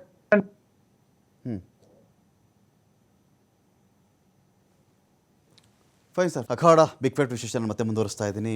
Sunil, ನಾನು ಒಂದು ಇನ್ ಜನರಲ್ ಒಂದು ಕ್ವಶನ್ ಕೇಳಿಬಿಡ್ತೀನಿ. ತುಂಬ ಟೆಕ್ನಿಕಲ್ ಆಗಿ ನಾನು ಈ ಒಂದು ಭಾಗದಲ್ಲಿ ಹೋಗಲ್ಲ. ನಾನು ಒಬ್ಬ ಪ್ರಯಾಣಿಕ, ನಾನು ದುಡ್ಡು ಕೊಡ್ತಾ ಇದ್ದೀನಿ, ನಾನು ಟಿಕೆಟ್ ಕೊಂಡ್ಕೊಂಡಿದ್ದೀನಿ, ನಾನು ಸುರಕ್ಷಿತವಾಗಿ ನೀನು ಒಂದು ಕಡೆಯಿಂದ ಇನ್ನೊಂದು ಕಡೆಗೆ ಬಿಡಬೇಕು ಅಂತ ಒಂದು ಫಾರೂಕು ಬಯಸ್ತಾರೆ, ಅದನ್ನು ರಮಾಕಾಂತ್ ಆದರೂ ಬಯಸ್ತಾರೆ, ಸುನಿಲ್ ಆದರೂ ಬಯಸ್ತಾರೆ, ಸುದರ್ಶನ್ ಸರ್ ಆದರೂ ಬಯಸ್ತಾರೆ. ನನಗೆಲ್ಲ ಹಕ್ಕಿದೆ, ನಾನು ದುಡ್ಡು ಕೊಟ್ಟಿದ್ದೀನಿ ಅಂತ ಹೇಳಿ. ಓಕೆ, ಇದರ ಆಚೆಗೆ ನನಗೆ ಏನೇನು ಕೇಳಲಿಕ್ಕೆ ರೈಟ್ಸ್ ಇದೆ ಅಂತ ಒಂದು ವಿಮಾನದ ಬಗ್ಗೆ ನಾನೇನು ಡಿಮ್ಯಾಂಡ್ ಮಾಡಬಹುದು? ಈ ಕಾನೂನು ಅಂತ ಬಂದರೆ, ನ್ಯಾಯ ಅಂತ ಬಂದರೆ, ನನಗೊಂದು ಇದರಲ್ಲಿ ನನಗೊಂದು ಒಳ್ಳೆಯದು ನ್ಯಾಯ ಸಿಗಬೇಕು ನನಗೆ ಅಂತ ಬಂದಾಗ ನನಗಿರ್ತಕ್ಕಂಥ ಹಕ್ಕುಗಳೇನೇನು ಅಂತ. ಈಗ ಒಂದು ಹಾಸ್ಪಿಟಲಲ್ಲಿ ರೈಟ್ಸ್ ಆಫ್ ಪೇಷಂಟ್ಸ್ ಅಂತ ಇರುತ್ತೆ. ಕರೆಕ್ಟ್. ಅದೇ ರೀತಿಯಲ್ಲಿ ರೆಸ್ಪಾನ್ಸಿಬಿಲಿಟಿ ಆಫ್ ಪೇಷಂಟ್ ಅಂತಲೂ ಇರುತ್ತೆ. Correct. Similarly rights of a traveller and responsibility of a traveller ಇದೆರಡೂ ಇರುತ್ತೆ. ನಾನು ಒಂದು ಇನ್ಸಿಡೆಂಟ್ ಕೋಟ್ ಮಾಡಬೇಕು ಇದರಲ್ಲಿ.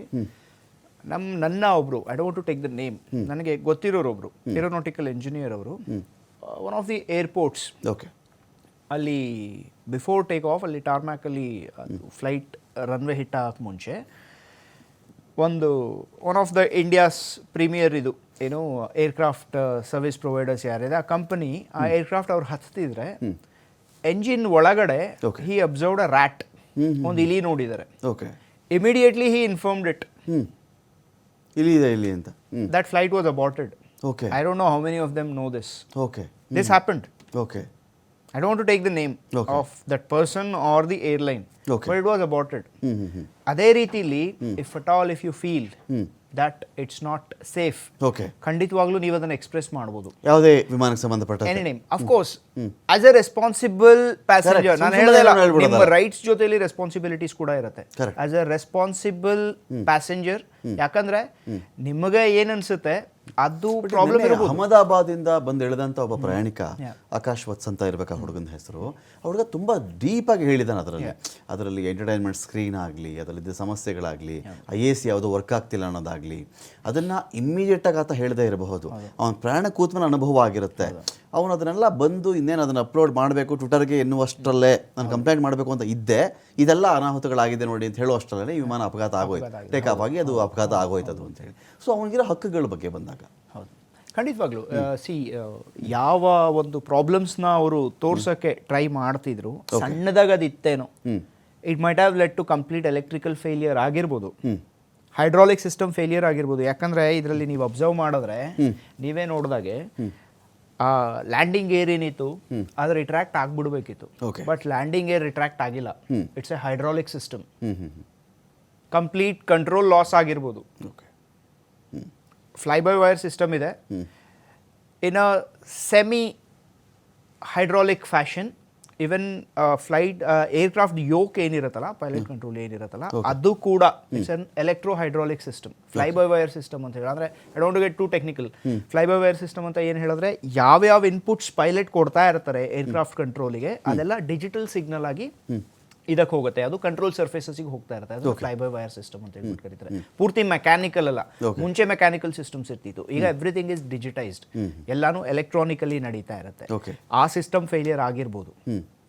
ಸೊ ಇಮಿಡಿಯೇಟ್ಲಿ ಅವರು ಇಳಿದ ತಕ್ಷಣ ಕಂಪ್ಲೇಂಟ್ ಮಾಡಿದ್ರು, ನೀವೇ ಹೇಳಿದಾಗೆ ಅಲ್ಲಿ ಯಾರ ಅವೈಲಬಿಲಿಟಿ ಇತ್ತು ಅನ್ನೋದು ಇಂಪಾರ್ಟೆಂಟ್. ನಿಜವಾಗ್ಲೂ ಸರ್ಟಿಫೈಡ್ ಎಂಜಿನಿಯರ್ ಅಲ್ಲಿ ಇದ್ನ, ಸರ್ಟಿಫೈಡ್ ಟೆಕ್ನಿಕಲ್ ಟೀಮಲ್ಲಿ ಇತ್ತ ಈ ಪ್ರಾಬ್ಲಮ್ನ ಸಾಲ್ವ್ ಮಾಡೋದಕ್ಕೋಸ್ಕರ, ಇದೆಲ್ಲಾನು ಕ್ವೆಶನ್ಸ್ ಬರುತ್ತೆ.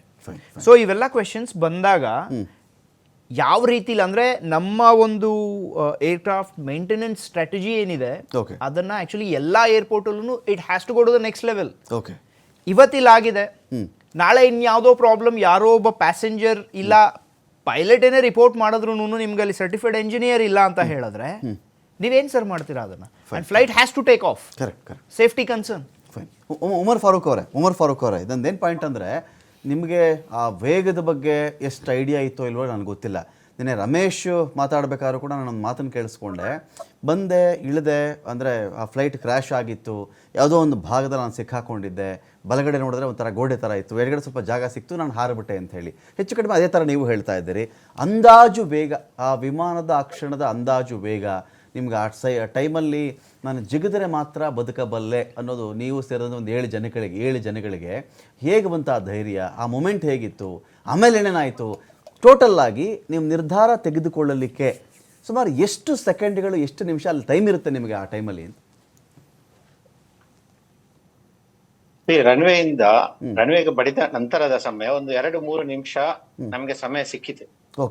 ಅಲ್ಲಿಂದ ರನ್ವೇ ಎಂಡ್ ಆಗಿ ಪಾತಾಳಕ್ಕೆ ಬೀಳುವಂತ ಸಮಯ ಒಂದು 2 ನಿಮಿಷ. ನಾವು ಜೀವ ಹೋಯ್ತು ಅಂತ ಎನಿಸ್ಕೊಂಡು ಪ್ರಾರ್ಥನೆ ಮಾಡ್ತಾ ಇದ್ವಿ. ಅದೇ ಸಂದರ್ಭದಲ್ಲಿ ರನ್ವೇ ಕಲಿದ ಮೇಲೆ, ರನ್ವೇ ಆದ ಮೇಲೆ ಪಾತಾಳ, ಈ ಪಾತಾಳಕ್ಕೆ ಬೀಳುವ ಸಮಯದಲ್ಲಿ ಅಲ್ಲಿ ರೇಡಾರ್ ಪೋಸ್ಟ್ ಅಲ್ಲ ಬೇರೆ ಯಾವ್ದೋ ಮರಗಳು ಅದು ತಾಗದ ರೆಕ್ಕೆ ಬಡಿಯಿತು. ರೆಕ್ಕೆ ಬಡದ ನಂತರ ಒಂದು ಚಿಕ್ಕ ಒಂದು ಕ್ರ್ಯಾಕ್ ಆಯ್ತು, ಅಲ್ಲಿ ರೆಕ್ಕೆಯ ಜಾಯಿಂಟ್ ಇದೆಯಲ್ಲ ಅಲ್ಲಿ ಕ್ರ್ಯಾಕ್ ಆಗಿ ಒಂದು ಹೋಲ್ ಆಯ್ತು. ಆ ಹೋಲಿಂದ ಗಾಳಿ ಹೊರಗಡೆಯಿಂದ ಬಿಸಿ ಗಾಳಿ ಬರ್ತಾ ಇತ್ತು. ಆ ಸಮಯದಲ್ಲಿ ನಾವು ನಿರ್ಧಾರ ತಗೊಂಡ್ವಿ, ಯಾಕಂದ್ರೆ ಬೆಂಕಿ ಹಿಡಿಯಿತು. ಬೆಂಕಿ ಆಗುವಾಗ ನಾವು ಆಟೋಮೆಟಿಕ್ ಆಗಿ ಯಾವುದೇ ಬೆಂಕಿಯಿಂದ ರಕ್ಷಣೆ ಮಾಡ್ಲಿಕ್ಕೆ ನೋಡುವಂತದ್ದು. ಅದು ನಮ್ಗೆ ಜಿಗುವಂತ ಸ್ಥಳ ಎಷ್ಟು ಆಳವಾಗಿದೆ ಅಲ್ಲ, ಅದು ಸಮುದ್ರನ ಅಲ್ಲ ಏನ ಗೊತ್ತಿರ್ಲಿಲ್ಲ ಒಳಗಡೆ ಇರುವಾಗ. ಸೊ ಆತರ ಬೆಂಕಿ ಕಿಡಿ ಒಳಗೆ ಬರ್ತಾ ಇರುವಾಗ ನಾವು ಸಡನ್ ನಿರ್ಧಾರ ತಗೊಂಡ್ವಿ, ನಾವ್ ಇದರಿಂದ ರಕ್ಷಣೆ ಆಗ್ಬೇಕಂತ ಹೇಳಿ. ಆ ಧೈರ್ಯ ನಮ್ಗೆ ಆ ಸಮಯದಲ್ಲಿ ಬಂತು. ನಾವೇನ್ ಮಾಡಿದ್ವಿ, ಏನು ನೋಡಿಲ್ಲ, ಅದೆಷ್ಟು ಆಳ ಇದೆ, ಎಷ್ಟು ಅಡಿ ಇದೆ, ಏನು ನೋಡಿಲ್ಲ. ನಾವೆಲ್ಲರೂ ಆ ಪಕ್ಕದಲ್ಲಿ ಎಲ್ಲರೂ ಹೊರಗಡೆನೆ ನಮ್ ರಕ್ಷಣೆ ಮಾಡ್ಲಿಕ್ಕೋಸ್ಕರ ನಾವು ಹೊರಗಡೆ ಬಂದ್ವಿ. ಸೊ ಜಾಸ್ತಿ ಇರ್ಲಿಲ್ಲ, ಒಂದು 10-15 ಫೀಟ್ ಡೀಪ್ ಇತ್ತು. ವಿಮಾನದ ವೇಗ ಆಲ್ಮೋಸ್ಟ್ ಕಡಿಮೆ ಆಗಿತ್ತ? ಪೈಲಟ್ ವಿಮಾನದ ವೇಗವನ್ನ ಕಡಿಮೆ ಮಾಡಕ್ಕೆಲ್ಲ ಟ್ರೈ ಮಾಡಿದ್ರ ಆ ಸಂದರ್ಭದಲ್ಲಿ ಅಂತ? ವಿಮಾನದ ವೇಗ ರನ್ವೇಗಿಂತ ಸ್ವಲ್ಪ ಕಮ್ಮಿ ಆಗಿತ್ತು. ರನ್ವೇಲಿ ಸಿಕ್ಕಾಪಟ್ಟೆ ಸ್ಪೀಡ್ ಇತ್ತು. ಓಕೆ ಅದು ಎಷ್ಟು ಸ್ಪೀಡ್ ಇದೆ ಅಂತ ಹೇಳಿ ನಮ್ಗೆ ಅದರದ್ದು ಒಂದು 240 ಮೇಲೆನೆ ಇರ್ಬೋದು. Okay. ಅಂದ್ರೆ ನಾವು ನಾರ್ಮಲ್ ಆಗಿ ಗಾಡಿ ಓಡಿಸುವಾಗ 140 ಕಿಲೋಮೀಟರ್ ಸ್ಪೀಡ್ ನಮ್ಗೆ ಅಂದ ಗೊತ್ತಾಗುತ್ತೆ ಕಾರ್ ಓಡಿಸುವಾಗ. ವಿಮಾನ ಅದಕ್ಕಿಂತ ಜಾಸ್ತಿಯಾಗಿ ಸ್ಪೀಡ್ ಇತ್ತು. ಬಟ್ ರನ್ವೇ ಕವಿದ ಮೇಲೆ ಮರಕ್ಕೆ ಬಡಿಯುತ್ತಲ್ಲ, ಆವಾಗ ಸ್ಪೀಡ್ ಆಟೋಮೆಟಿಕ್ ಆಗಿ ಕಮ್ಮಿ ಆಯ್ತು. ಓಕೆ ಸೊ ಆ ಸಂದರ್ಭದಲ್ಲಿ ನಮಗೆ ಈ ಹೊರಗಡೆ ಬರುವಂತ ಚಾನ್ಸಸ್ ನಮ್ಗೆ ಸಿಕ್ಕಿರೋದು ಆ ಸಮಯದಲ್ಲಿ. ಕರೆಕ್ಟ್. ಸುದರ್ಶನ್ ಸರ್ ನಾನು ಹೇಳೋದು ಈ ಪ್ರಯಾಣಿಕರ ವಿಚಾರದಲ್ಲಿ ನಿನ್ನೆ ಕೂಡ ನಾನು ಸುನಿಲ್ ಅವರು ಮಾತಾಡ್ತಾ ಇದ್ವಿ. ಈ ನಾಗರಿಕ ವಿಮಾನಗಳಲ್ಲಿ ಅಂತ ಬಂದಾಗ ಸೇಫ್ಟಿ ಮೆಷರ್ಸ್, ಯಾವುದೋ ಸಣ್ಣ ಹೆಲಿಕಾಪ್ಟರ್ಗಳು ಇನ್ನೊಂದು ಮತ್ತೊಂದರಲ್ಲೂ ಆದಾಗ ಎಲ್ಲರೂ ಹೇಳ್ತಾರೆ ಪ್ಯಾರಾಚೂಟ್ ಅದನ್ನು ಬಳಸ್ಬಿಟ್ಟು ಬದುಕಬಹುದು ಹಾಗೆ ಹೀಗೆ ಸುದರ್ಶನ್ ಸರ್. ಆದರೆ ಇಂಥ ವಿಮಾನಯಾನ ಸೇವೆಗಳಲ್ಲಿ ಪ್ರಯಾಣಿಕ ಸುರಕ್ಷತೆ ಅಂದರೆ ಏನು? ಒಂದು ವಿಮಾನ ಯಾವುದೋ ರೀತಿಯಲ್ಲಿ ಅಪಾಯಕ್ಕೆ ಈಡಾದರೆ ಪ್ರಯಾಣಿಕ ಸುರಕ್ಷತೆ ಅಂದರೆ ಏನು ಸುದರ್ಶನ್ ಸರ್?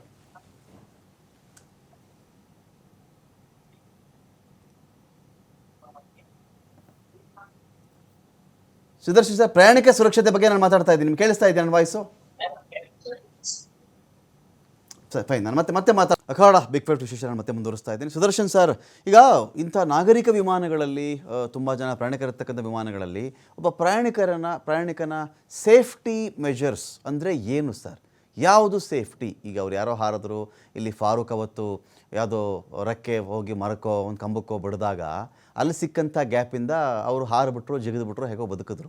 ಇದಲ್ಲದೆ ಏನಾದರೂ ಸಾಧ್ಯತೆಗಳಿದೆಯಾ ಸರ್ ಒಂದು ವಿಮಾನದಲ್ಲಿ ಒಬ್ಬ ಮನುಷ್ಯ ಬದುಕಬೇಕು ಅಂದಾಗ? ಆಯ್ತು ಬಿಡಿ, ಇದು ಏನೋ ಕೆಲವು ಸೆಕೆಂಡ್ಗಳಲ್ಲಾಗಿ ಹೋಯಿತು, ಅದರ್ ದ್ಯಾನ್ ಇದಲ್ಲದೆ ತೀರಾ ಮೇಲೆ ತೇಲ್ತಾ ಇದ್ದಾಗ 5,000 ಅಡಿ 6,000 ಅಡಿ 7,000 ಅಡಿ ಏನೋ ಪ್ರಾಬ್ಲಮ್ ಆಯಿತು, ಸೇಫ್ ಲ್ಯಾಂಡಿಂಗ್ ಮಾಡೋಕ್ಕೆ ಆಗ್ತಾ ಇಲ್ಲ ಪೈಲಟ್ಗೆ ಅಂತ ಬಂದಾಗ ಏನು ಸೇಫ್ಟಿ ಮೆಜರ್ಸು ಸರ್? ಈಗ ನೋಡಿ,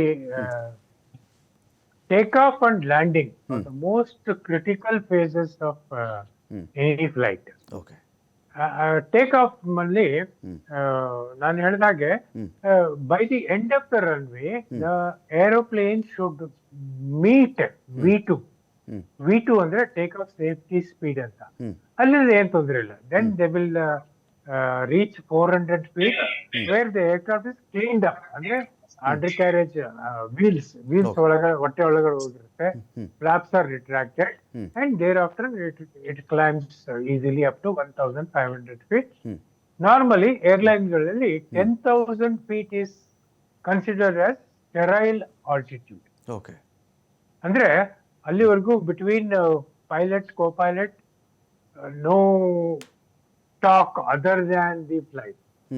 Between pilot and the cabin crew no talk other than the flight related talk.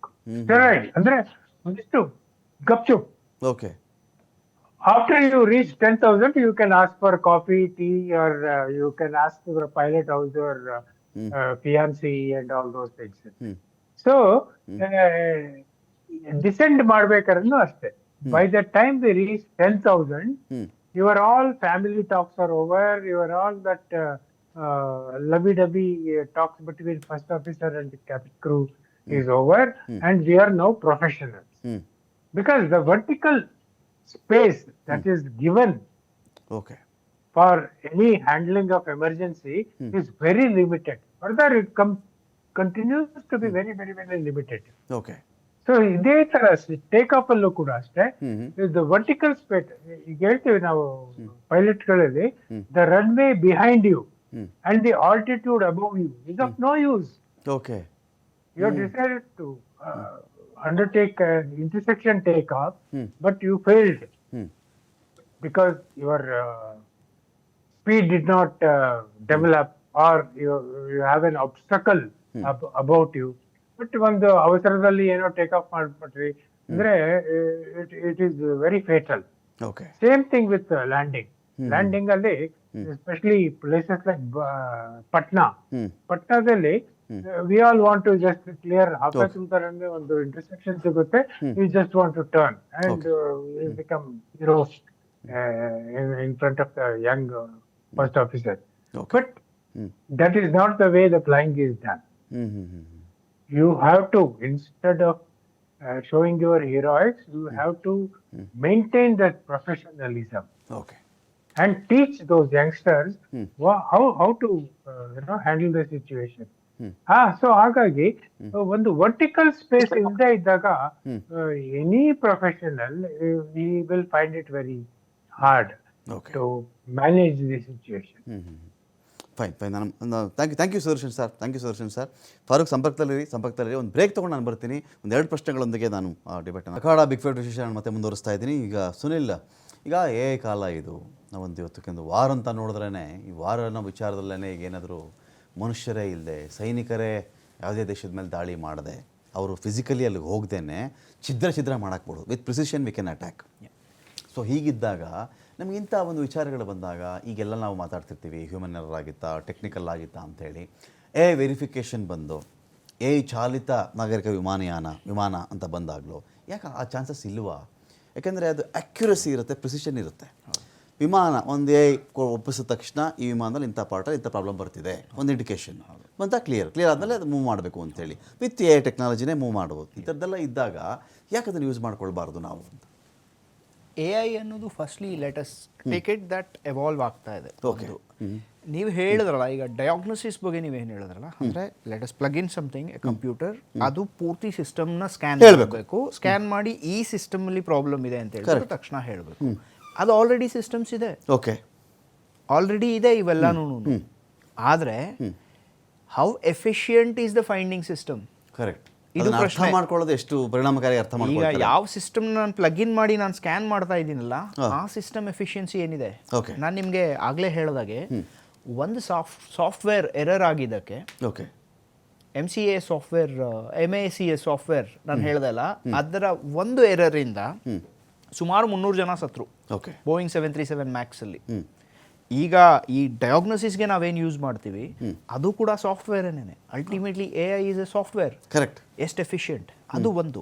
ಅದು ಬಿಟ್ಟರೆ ಈಗ ಟೆಕ್ನಾಲಜಿ ಯಾವ ರೀತಿಲಿ, aviation technology, because aviation is the future.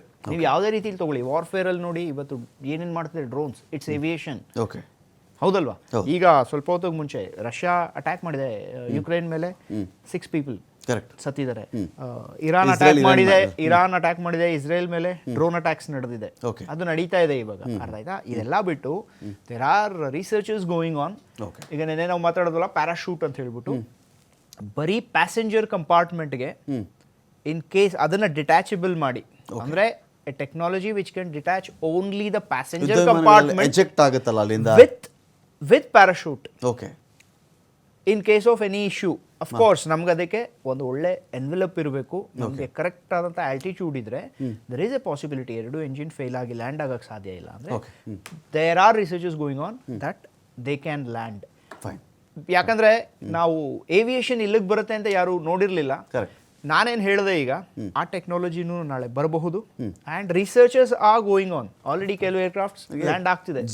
ಜೀವಗಳಿಗೆ ಬೆಲೆ ಇದೆ ಅಂತ, ಜೀವಗಳಿಗೆ ಆ ಬೆಲೆ ಇದೆ, ಅದು ಉಳಿಬೇಕು. Research going on. Umar Farooq ಇಲ್ಲಿ ಇನ್ನೊಂದು ಪಾಯಿಂಟ್ ಏನಂದ್ರೆ, 2010 ಆದಮೇಲೆ ಸುಮಾರು 15 ವರ್ಷಗಳು, 1.5 ದಶಕವನ್ನು ಕಳೆದಿದ್ದೀರಿ. ಎಲ್ಲೋ ಒಂದು ವಿಮಾನ ಅಪಘಾತ ಆಯಿತು ಅಂದರೆ ನಿಮ್ಗೆ ಏನು ಅನ್ಸುತ್ತೆ, ನಿಮ್ಮ ಮೈಂಡಲ್ಲಿ ಏನು ಬರುತ್ತೆ ಅವಾಗ? ಇನ್ನೊಂದು ಪಾರ್ಟ್ ಏನು ಅಂದರೆ, ನೀವು ಮತ್ತೆ ವಿಮಾನದಲ್ಲಿ ಪ್ರಯಾಣ ಮಾಡಿದ್ರಾ? ಆ ದುರ್ಘಟನೆ ನಂತರವೂ ಕೂಡ ವಿಮಾನದಲ್ಲಿ ಪ್ರಯಾಣ ಮಾಡಿದ್ದೀರಾ? ಈ ಥರ ವಿಮಾನ ಪ್ರಯಾಣಗಳ ದುರಂತಗಳಾದಾಗ ಏನು ಹೇಳಕ್ಕೆ ಬಯಸ್ತೀರಿ ಯಾರಿಗಾದ್ರೂ?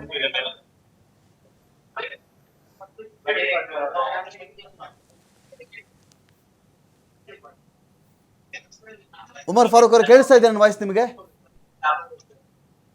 ಇವಾಗ ಕೇಳಿಸ್ತಾ ಇದೆ. ಈಗ ಈ ಥರ ದುರಂತಗಳು ನೋಡಿದಾಗ ನಿಮ್ಗೆ ಏನು ಅನಿಸುತ್ತೆ? ಆ ಮಂಗಳೂರು ಟ್ರಾಜಿಡಿ ಆದ ಮೇಲೂ ನೀವು ಮತ್ತೆ ವಿಮಾನದಲ್ಲಿ ಪ್ರಯಾಣ ಮಾಡಿದ್ದೀರಾ. ಈಗ ಮಡ್ದಿದ್ದಾರಲ್ಲ ಇವರು ಮನೆಯವ್ರಿಗೆ ಏನು ಹೇಳಕ್ಕೆ ಬಯಸ್ತೀರಿ ನೀವು?